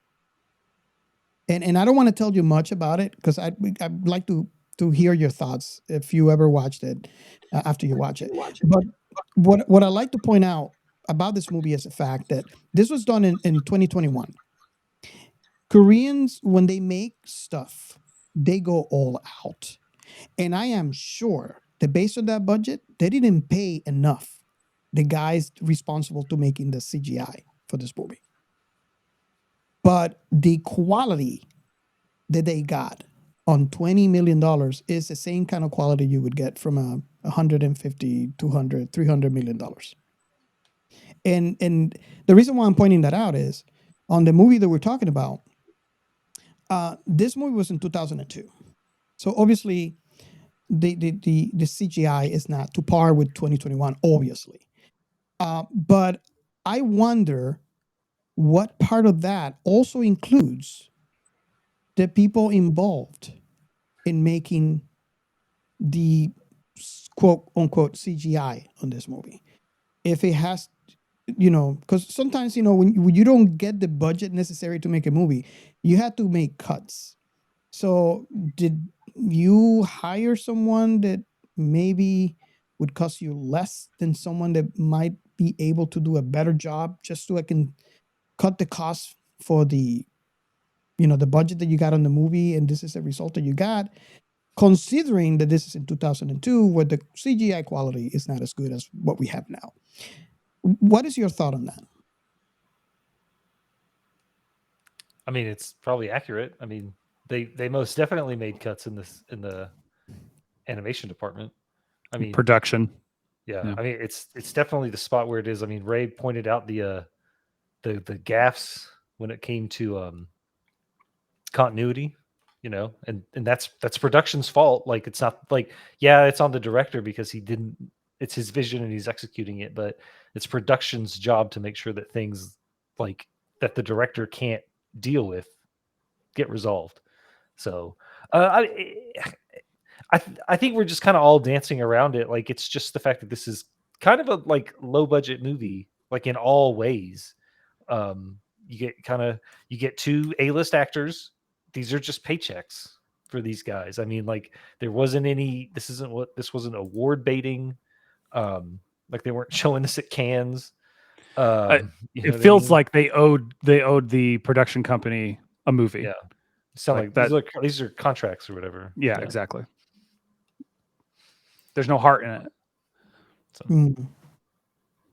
This I find this very fascinating. How I do agree with a lot of the points that were made on this discussion, and I still find the movie fun enough that I would watch it again. So I find this very fascinating. I honestly did not expect this conversation, and how it turned out, and it's great. I love it. I totally love it. I will say that something this movie taught me, something that this movie showed me that I wanted, that I didn't realize I wanted until this point, was Alexander Siddig saying wanker more often. Like, if he had said that at least like once every 4 episodes in Deep Space Nine, I think that would have made, like, we talked, like, me and Chris talk a lot about TNG and Deep Space Nine. I like what are our favorite Star Treks, but I think that if Bashir just said wanker casually, I think that Deep Space Nine would have won. Awesome. Yeah. I mean, I'm not saying I'll never watch this movie again, but like, I don't have a reason to. Like, there's no nostalgic value that it like attaches from my youth with this thing, that it didn't blow me away in such a way that it's like, oh, hey, yeah, you should totally watch this movie that I saw 20 years ago. It's called Reign of Fire. Especially McConaughey's most intense performance, and he's a dragon slayer. Yeah. Like, when I looked up earlier the sci-fi movies from 2002, I think there were other Christian Bale and Matthew McConaughey movies that came out that year.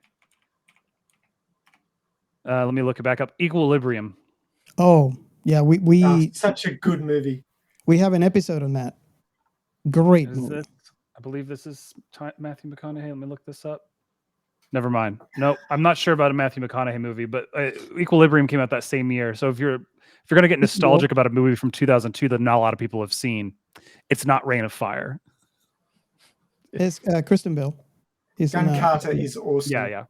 Gun Carter. There's nothing better than that. That's all I'm saying. So why? Sorry, go ahead. No, I was just going to say, if you want to get a little more on that discussion, just go down our back catalog, and we have the Equilibrium episode. It was really fun to record. Good movie. Yeah, very good. Here's your two Matthew McConaughey options. I'm sorry, Ray. U571 or Sahara. 2000 and 2005. Yeah, those are your early 2000s McConaughey action films. Go watch those. Don't watch this again. Now, the book is really good too. Don't let us discourage you from watching this movie. I am still curious if you've seen it, right? Once. That's all I ask. Reach out to us on Twitter and let me know what you think, because I want to hear your thoughts. And this is something that I tell everybody, because I see it all the time. Just because I hate or I like something doesn't mean you should hate it or love it. So if you watch this movie, or when you watch this movie, reach out to us on Twitter and let me know. I'm really curious to see or hear what your thoughts are on this movie. And if you like, you can call us and leave a recording. We can put it on future episodes. And I know I said this number again, but I'll say it one more time because we just posted it today, so it's brand new, and it's 1-305-563-6334. And give us your thoughts on this movie. Sorry, Ray. Go ahead. Shameless self-promotion. Yeah, there you go. That's the hashtag, shameless self-promotion. So while you guys were discussing that, I was quiet because I was having a little chat with Professor Google because I was interested to see who did the special effects for this movie, being that we've concentrated on what it seemed to be lacking. And I found some interesting things. So there's a couple of, there's an article and a comment thread on Reddit talking about without rate of fire, CGI dragons would probably suck. So despite our opinions, Vice writer Frederick Bilchett was saying that there was a lot of good things about the CGI dragons in this movie. And besides the glaring holes in the dragon design, and that was a pun. Literally, yes. Yes. The actual dragons, the way they looked and the way they moved, that wasn't that bad. It's just that their quality wasn't what would really stick in your head. And I've got to say that the first time I saw this movie, all I could remember from I saw it in 2002 or 2003, maybe on DVD, and hadn't seen it again for 20 odd years. And all I could remember was everything was really dark. There were dragons. They were fighting them. They won. And that was Matthew McConaughey was beautiful. Yeah. Yeah. Well, actually, no, I was surprised again because I'd forgotten that. But Black was dark. Well, I went to SeaWorld 3 weeks ago, and the dragons that I saw there they looked a lot better than the dragons I saw in this movie. So fair enough. But yeah, obviously Frederick disagrees with you, and you could Google this article if you want, but it's without rain of fire, CGI dragons would probably suck. I'm not going to go into the detail. I had a quick swing through this, but basically they're saying that there was a lot of stuff introduced into the way the CGI was done for these dragons, which had a big effect on dragons to come in other movies, which may have had more money spent on them, but it was groundbreaking for the time, at least in the way they were represented in CGI rather than the quality of them. And there was a Reddit thread that said 13 years later, Rain of Fire still holds the title for best CGI dragons ever on screen. Not sure I agree with that. I saw How to Train Your Dragon 3, so you can't convince me. There is an opinion. There is an opinion there that goes against ours because, of course, it's the internet, so there's always differing opinions. But the list of special effects houses or companies that were involved in this movie are Artem, design and construction of the dead dragon, Gulthia Special Effects Limited, Realistic FX, Special Effects Motion Control High Speed and Blue Screen Photography as Realistic FX, Team Effects Limited, Team FX, and The Secret Lab Special Visual Effects. Now, I have to say that I've never heard of any of them. Me neither. So they can't be those bigger companies, and they can't be that well known in the industry, I would think. Now, I could be wrong, but what I wanted to bring up as an idea by mentioning all that stuff is that when you I'm directly thinking about Weta and Lightstorm. Not Lightstorm. the Star Wars one. Industrial Light and Magic? Industrial Light and Magic, ILM, yes. So you think about those two special effects houses and the experience that the people working there must have. I mean, ILM was created for Star Wars. ᗪᒯᗯ was created for Lord of the Rings. So one was created for science fantasy, one was created for fantasy. And obviously one of them I know has done dragons, which would be ᗪᒯᗯ, and the other one I'm not sure about. ILM may have done something to do with dragons, but it's not as well known. What do you? I mean, a Rancor, Crate Dragon. They're dragon-like, yeah. But I'm talking about back in their formative days, right? Sure. So I'm thinking about how much experience they had when they were doing these things, and obviously ᗪᒯᗯ were doing dragons right at the very beginning because of Lord of the Rings. But you kind of look at this and you go, okay, when you have a big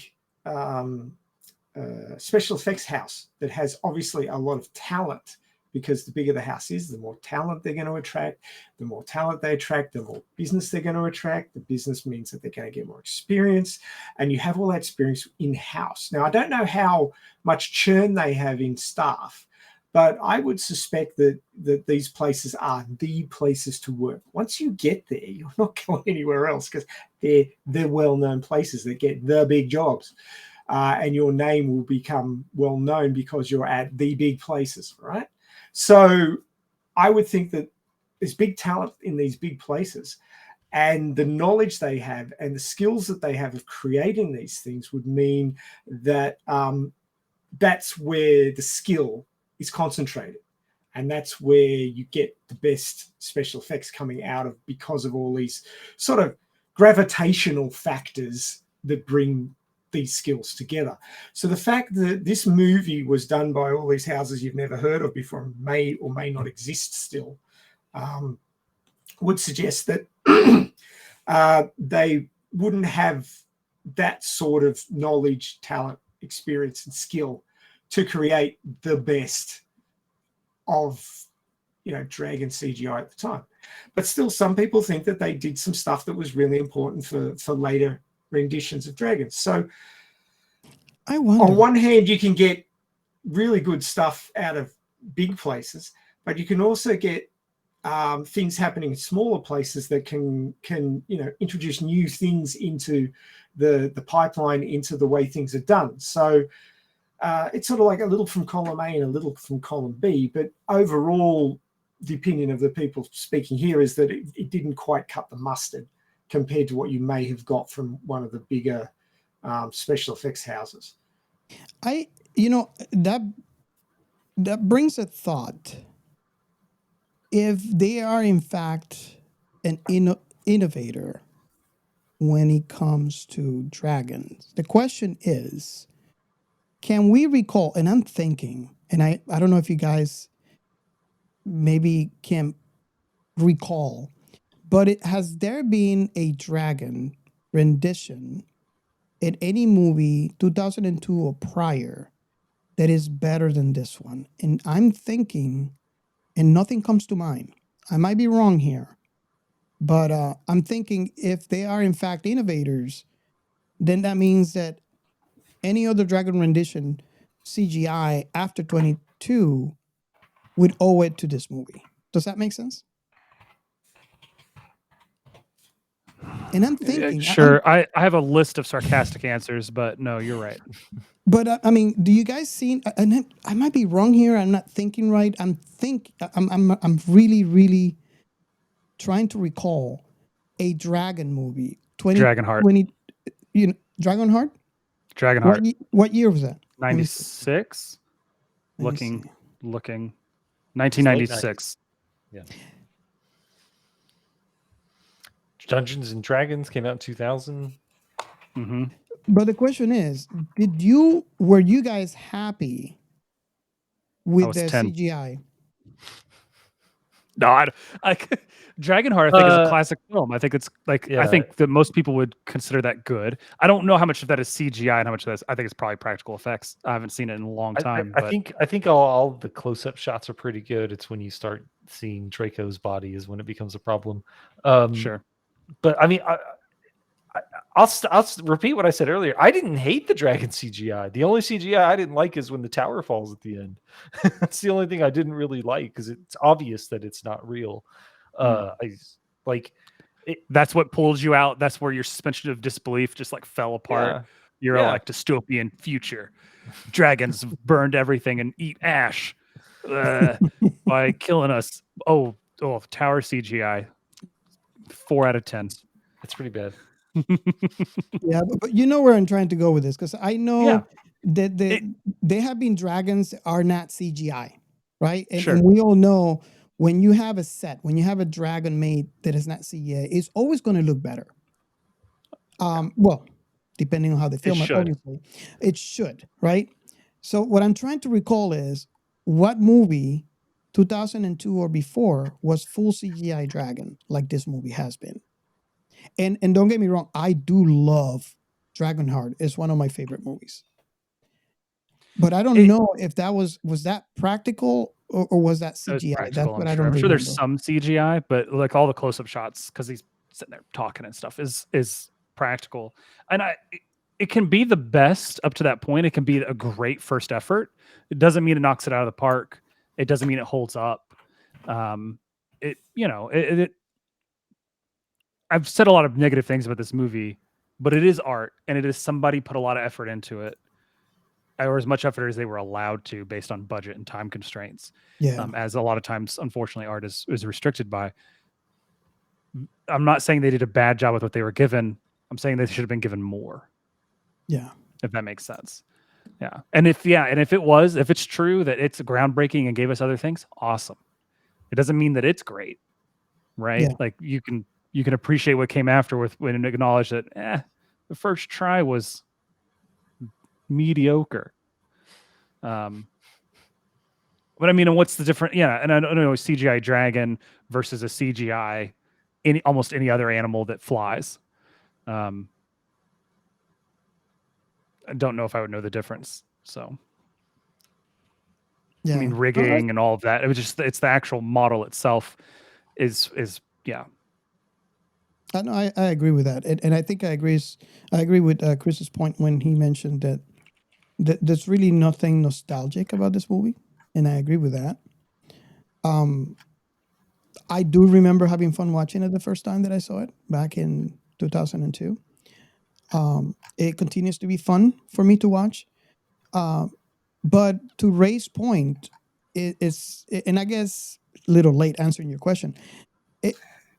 It's not the first movie I think of when I need to rewatch. I will rewatch it, but it's not in the top of the list when I'm picking something to rewatch. Does that answer your question, Ray? Yep, it does. So, and it looks like who knew this would be so divisive? Yeah. But I love it. I this is what I love, and what this is actually an example of what I would love to see in the sci-fi community is that it's okay for you to hate a thing, and we can all have a different perspective. There's a lot of things that was said in here that I had never thought of before. Anthony, you have a couple of things. Chris, you have mentioned a couple of things that I'm like, I honestly never thought about since 2002 when I saw the movie. And after the conversation, we have a different perspective. It might be that we hate the movie a little bit more. It might be that we love the movie a little bit more. It doesn't matter. The thing is that all opinions are welcome, and it's okay if you dislike. It's okay if you like. And this is something that I wish in the sci-fi community online would be more, and I don't know if you guys have experiences. Hate it with passion. But we all grow together, and that's what I'm trying to say. That we shouldn't attack anyone because your value, your points, your views are different than what theirs is. Does that make sense? For sure. Yeah, 100%. But that like only I said, applies if you to this. That only applies, yeah. That does not apply to our podcast. I will rip into Chris for having bad opinions. Yeah, we will attack you. Yeah, no, please. I think we've yet to attack anyone but ourselves. But yeah, sure. Like I said, if you lived in a world full of clones of yourself, it would be really boring. Yes. I don't know. I'm pretty awesome. I don't know. Maybe. We'll never know, unfortunately. Well, you can simulate living in a world of clones by going into a house of mirrors. Off you go. Nice. It actually took me 5 minutes to find a definitive answer about who did the CGI for Jurassic Park, because we were talking about comparing the CGI for this movie and Jurassic Park, and it was ILM, which of course is one of the groups I was talking about that is, a gravitational force of special effects. So, that's sort of the other side of the coin, as it were. Awesome. Yeah. Okay. You also have Steven Spielberg. Oh yes. Oh yes. I think the vision of the filmmaker is important. If you don't have a vision that really captures the idea, then it's not going to come out on screen. Doesn't matter how good your actors are, how much budget you've got. So, yeah. 100%. Part of the process. It's the only thing you've said that I've agreed with all day. Yeah. Well, I think you've actually deliberately disagreed with me a couple of times. I can kind of see that twinkle behind those glasses of yours. Are you saying that I would be confrontational on purpose for content? Yeah, you're a beta. I know. Oh wow! First of all, how dare you? How dare you? I dare, young man. I dare. Awesome. Look, I don't know, Robert, that you sent me a message. I don't know that you need my final thoughts because I've kind of laid it out throughout the thing, but I'll just wrap it up by saying it's not a particularly memorable movie. If you're into sort of post-apocalyptic survival and, you like dragons and fit Matthew McConaughey's, then you're in luck. But it's not something that you go back and watch for its amazing visuals or its amazing storytelling. It tells a functional story, and you watch it once, you go, oh yeah, that was all right. Okay, I'm going to go off and watch some Star Wars or Star Trek now. Man, it looks like we lost Gio, the Lord of Chaos. Snap time. I guess, and I guess I'll start with Anthony. Final thoughts on this movie. Don't watch it. It's not worth your time. I say that there are a billion other things for you to watch that are better than this. And that might be an unfortunate truth, but it's the truth. Okay. Pick something else you haven't seen with Matthew McConaughey in it. I mean, you can always watch the bits with Matthew McConaughey on YouTube. Do that. Yeah, just watch compilation videos of Matthew McConaughey on YouTube. No, in all honesty, my final thoughts are that this movie is not worth rewatching. I will never rewatch it, most likely. I could lose a bet. Who knows?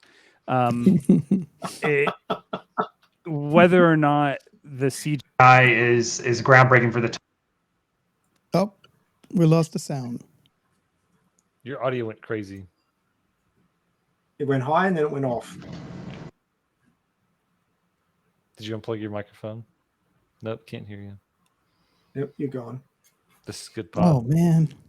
The internet says we don't want to know. Okay, if you want, I guess we can. He's still here. Wow. Oh, Gio's here. Woohoo! Gio, before you go, because I know you come in and out, you want to give us your final thoughts on the movie? I'm like a penis, in and out. And like this is why we're explaining. Hey, I like at least I am like the good version of the penis because they also say that life is like a penis, long and hard, like long and hard. But I Speak like for to be yourself. now, like dynamic. Oh God. And this is why we're explicit, people, okay? So, Yeah. Life is like a penis. Go hard or go home. Well, go hard and go harder. oh God. I had to make use of we being rated R. If we're rated R and that's not even a fuck coming in the recording, it's like, what are we using it for? Geode's up and down like the Assyrian bloody empire. Yeah. How would it be a penis in a berserker outward? Oh my God. Oh. Thoughts of the movie? I mean, it's what I say. You know, Robert. You know my taste. I'm very when it comes to a movie. Like if it's a movie that is loaded with content and is very thought provoking, you know, you're gonna have me back at the movie uncountable times. I mean, and it doesn't have to be a big name too. Like I mean, I did Ready Player One. That crazy. I watched that movie also infinite amount of times. So it's about like the guy was saying about storytelling. That's very important, no matter the movie you're doing. Because there's, I mean, and I could quote movies that I know sci-fi that have good storytelling that they will blow you away. And there he goes. He's gone. Speaking of getting blown away, yeah. Ready Player One is one of those movies that has so many Easter eggs in it that you can watch it 100 times and find something new. But this movie, no. Yeah. But they'll go further. Like I'm gonna let me quote like Slumdog Millionaire. It's not sci-fi, but it has a great storytelling. So that movie keeps you hooked, and you'll watch it again because it's a movie like it impacts you. So it's all about the foretelling of like how the history is plotted out. That's what's gonna define how good of a movie it is. So the CGIs. I mean, don't go further. You guys like Galactica, probably all of you. I love Galactica. Robert tried to get me into watching classic Galactica, and I am very hardwired about CGIs. And I mean, I cannot expect that 1950s and 1960s they had great CGI. I can tell you, a lot of people consider the old Galactica to be trash. I love it. The funny thing is that Robert showed me I actually watched a show called Caprica that they canceled. A new show. Yeah. Came out what, 2014, 15? No. It was before, like 2010. And I didn't know what the show was related to. But I loved the show. And I hated that it was not completed. Then Robert comes to tell me that Caprica is before Galactica, and it's about the robotic people. Yeah. The Rise of the Cylons. Mm-hmm. Spoilers. Whoa. Doesn't expect spoilers. Oh man. Well, if you listen to this podcast and you don't know that, you know, I don't know what to tell you. I'll take Rain of Fire spoilers all day, but you ruining Caprica for me? You never seen Caprica? Canceled? Yeah, I've seen a little bit of it. Oh, okay, good. It's like 10 episodes. I mean, it's good. Yeah. It's just good. It's good. Oh my god. You go watch it. That show is very good. And I mean, I could not link up that had to do with Galactica because I haven't watched that much. And it's really about that race, not about the whole Galactica thing, I think. Yeah. So that's your final thought on this movie. The final thought on this movie is go watch Caprica. What I mean is like I agree 100%. Oh yeah, sure. It's not about what I mean is it's not about CGI completely, you know. The storytelling also is very important. And there you go. Captain Chaos. That's his name. There you go.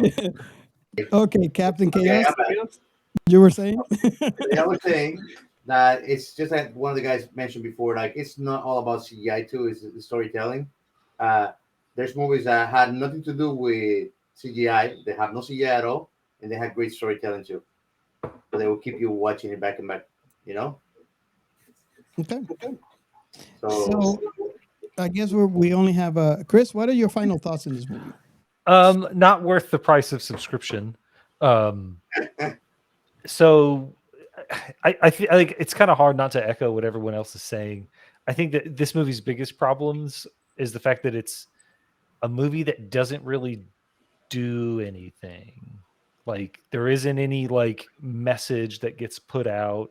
that's supposed to like change the way you think of the world because it's just dragons. Like there is some environmentalist like messaging there about how like we're the ones who stirred the dragon, so we're the ones who destroyed the earth. I don't know if it really works. It's a stretch. But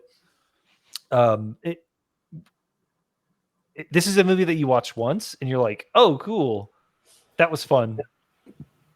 And then 20 years later, someone suggests that you watch it for a podcast. That's what this movie is in the meta sense. Like it's an obscure film from the early aughts. So, yeah. I will say that I never heard of this film before you suggested it for this. Yeah, never exactly. Yeah. It's very obscure. And the only reason why I even suggested it is because it showed up on Hulu and I was like, I remember watching this movie as a kid. We should watch it. So I take it me and Chris are the only ones that seen this movie before. No, I'd seen it before. Ray, you seen it before? Okay. Yeah. I think I saw it on DVD. In fact, I think I have the DVD. I got it ex-rental. Oof. Okay. Did you just forget to take it back to Blockbuster, or could have done? That's why Netflix canceled his account. Yeah. This motherfucker still has Reign of Fire. But they didn't want it back. They said keep it. We'll give you the next month free if you just keep that movie. Yeah. Wow, nice. Okay, so Ray, you give us a flag to go to the next? Yeah, sure. Go for it. The science and sci-fi. So I looked long and hard across this movie. I don't know much about three-positional radar systems. Not quite sure how that would work, so I didn't want to weigh in on that one. But what I actually have for you today is an anecdote that was given to me by a lecturer where I used to work at Macquarie University. And it went a little bit like this. Question everything was his point with this anecdote. And it links very tenuously to our movie today in that it involves dragons. So basically, there was a lecturer, and I this was secondhand information, so I don't know what his name was, but he was lecturing in biology. And in his unit on evolution, he would walk into the lecture hall and go down, put his USB stick into the lectern, and he'd bring up the topic for this week's lecture. And the topic was the etymology and evolution of dragons. And he would start lecturing.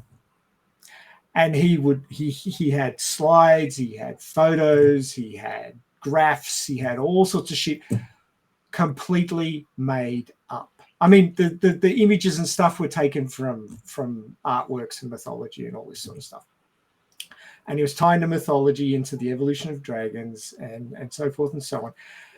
And all the kids are there, they're in their around about 20 years of age. This was a second year unit. And they're all there writing all this stuff down. And he just kept lecturing. And I was told that he would do this every year. And most years, they'd get to 40 minutes before somebody would ask a question. 40 minutes of bullshit. And then someone would go, excuse me, Professor, is this a joke? Is this real? To which he would say, no, it is not. Thank you for pointing that out. And then he would turn off the overhead and he would walk out. And the students would just sit there stunned that someone would have the audacity to speak up against this highly rated professor who had journals in Nature magazine, or Nature. I'm trying to think of the specific term. It's not a magazine. It's a journals. It's a journal. Thank you. Published. Yeah. So Nature Journal is the big one for biology, right? Or one of the top tier ones. And if you get into that, you've made it in biology. So this guy's had multiple papers in Nature, and he's there lecturing away. And who would have the audacity to call him out on what he was lecturing? And the whole point of him lecturing about the etymology and evolution of dragons was to tell the kids this. Do not just take whatever you're told at face value. Question everything. Doesn't matter who tells you it, question everything. All right? And that is my point for the science behind science fiction this week is don't take anything anybody tells you as truth, all right? Get some other references, use Professor Google. Don't stick with the first page. Go to page 2 or page 3 or page 4. Look up, now there's a website, I can't think of the name of it now, but basically when these sort of viral rumors get going, you can go to this website and look and see if Snoops, that's it. Yes, thank you. But yeah, so if you see something that looks a bit dodgy or isn't verified by any other sources, check out Snoops and see if it's verified bullshit or verified accurate. But don't just stick with Snoops. Look for other websites as well that give information on this sort of thing. Basically, people make shit up all the time. Even I do.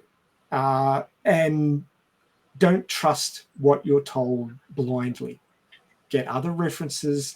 Look up, peer-reviewed articles. They're the ones that, the scientific community have looked at and said, okay, we think that this is accurate for what we know at this time. Okay? Because knowledge in science or any other field changes. We only understand what we understand now based on what we've seen before and what we've researched at this point. But that is not all there is to know, and some of it could be quite incorrect.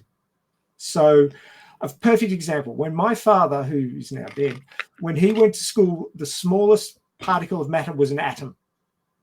And 10 years later, the atom was split and nuclear bombs were dropped on Japan.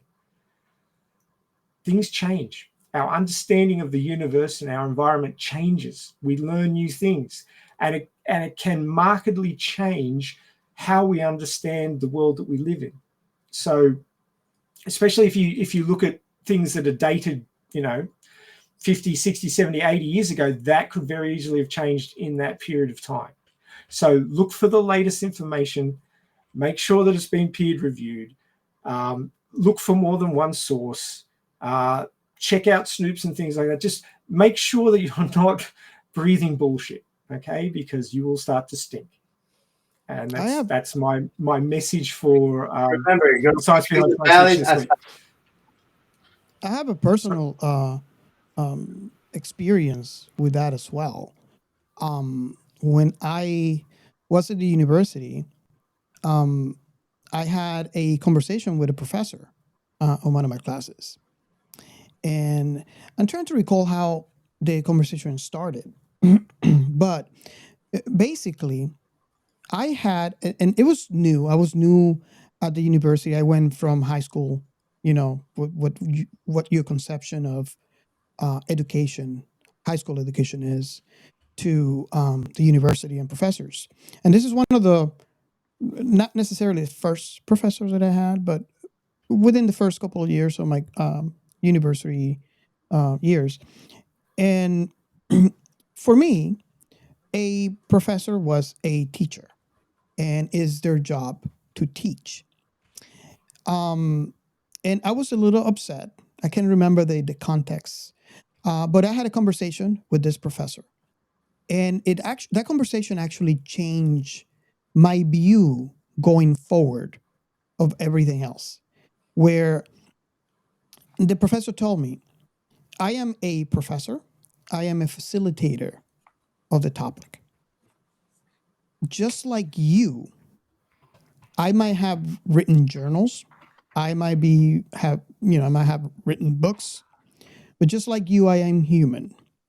It is your job to point out when I say something that is not incorrect with research.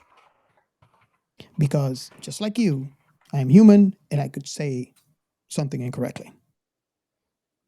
So yeah, I totally agree. And I hope that if someone can take something out of this conversation on the show is that research. Do your own research. It's actually easy now with Google. Don't take the first article, the first thing you hear online to be truth. So with that, I want to thank from the bottom of my heart, It's Wikipedia. the Sci-Fi Wise Guys to be on our show. It was a blast. It's a party. And I just hope that we didn't scare you enough that you don't come back. This is the second time you guys are here, and I hope that we can have many, many more in the future. Yep. So again, It was a lot of fun. If you can tell our audience again where they can find you. Yes, the Sci-Fi Wise Guys podcast. Sorry, Chris. Is found on any podcast streaming platform.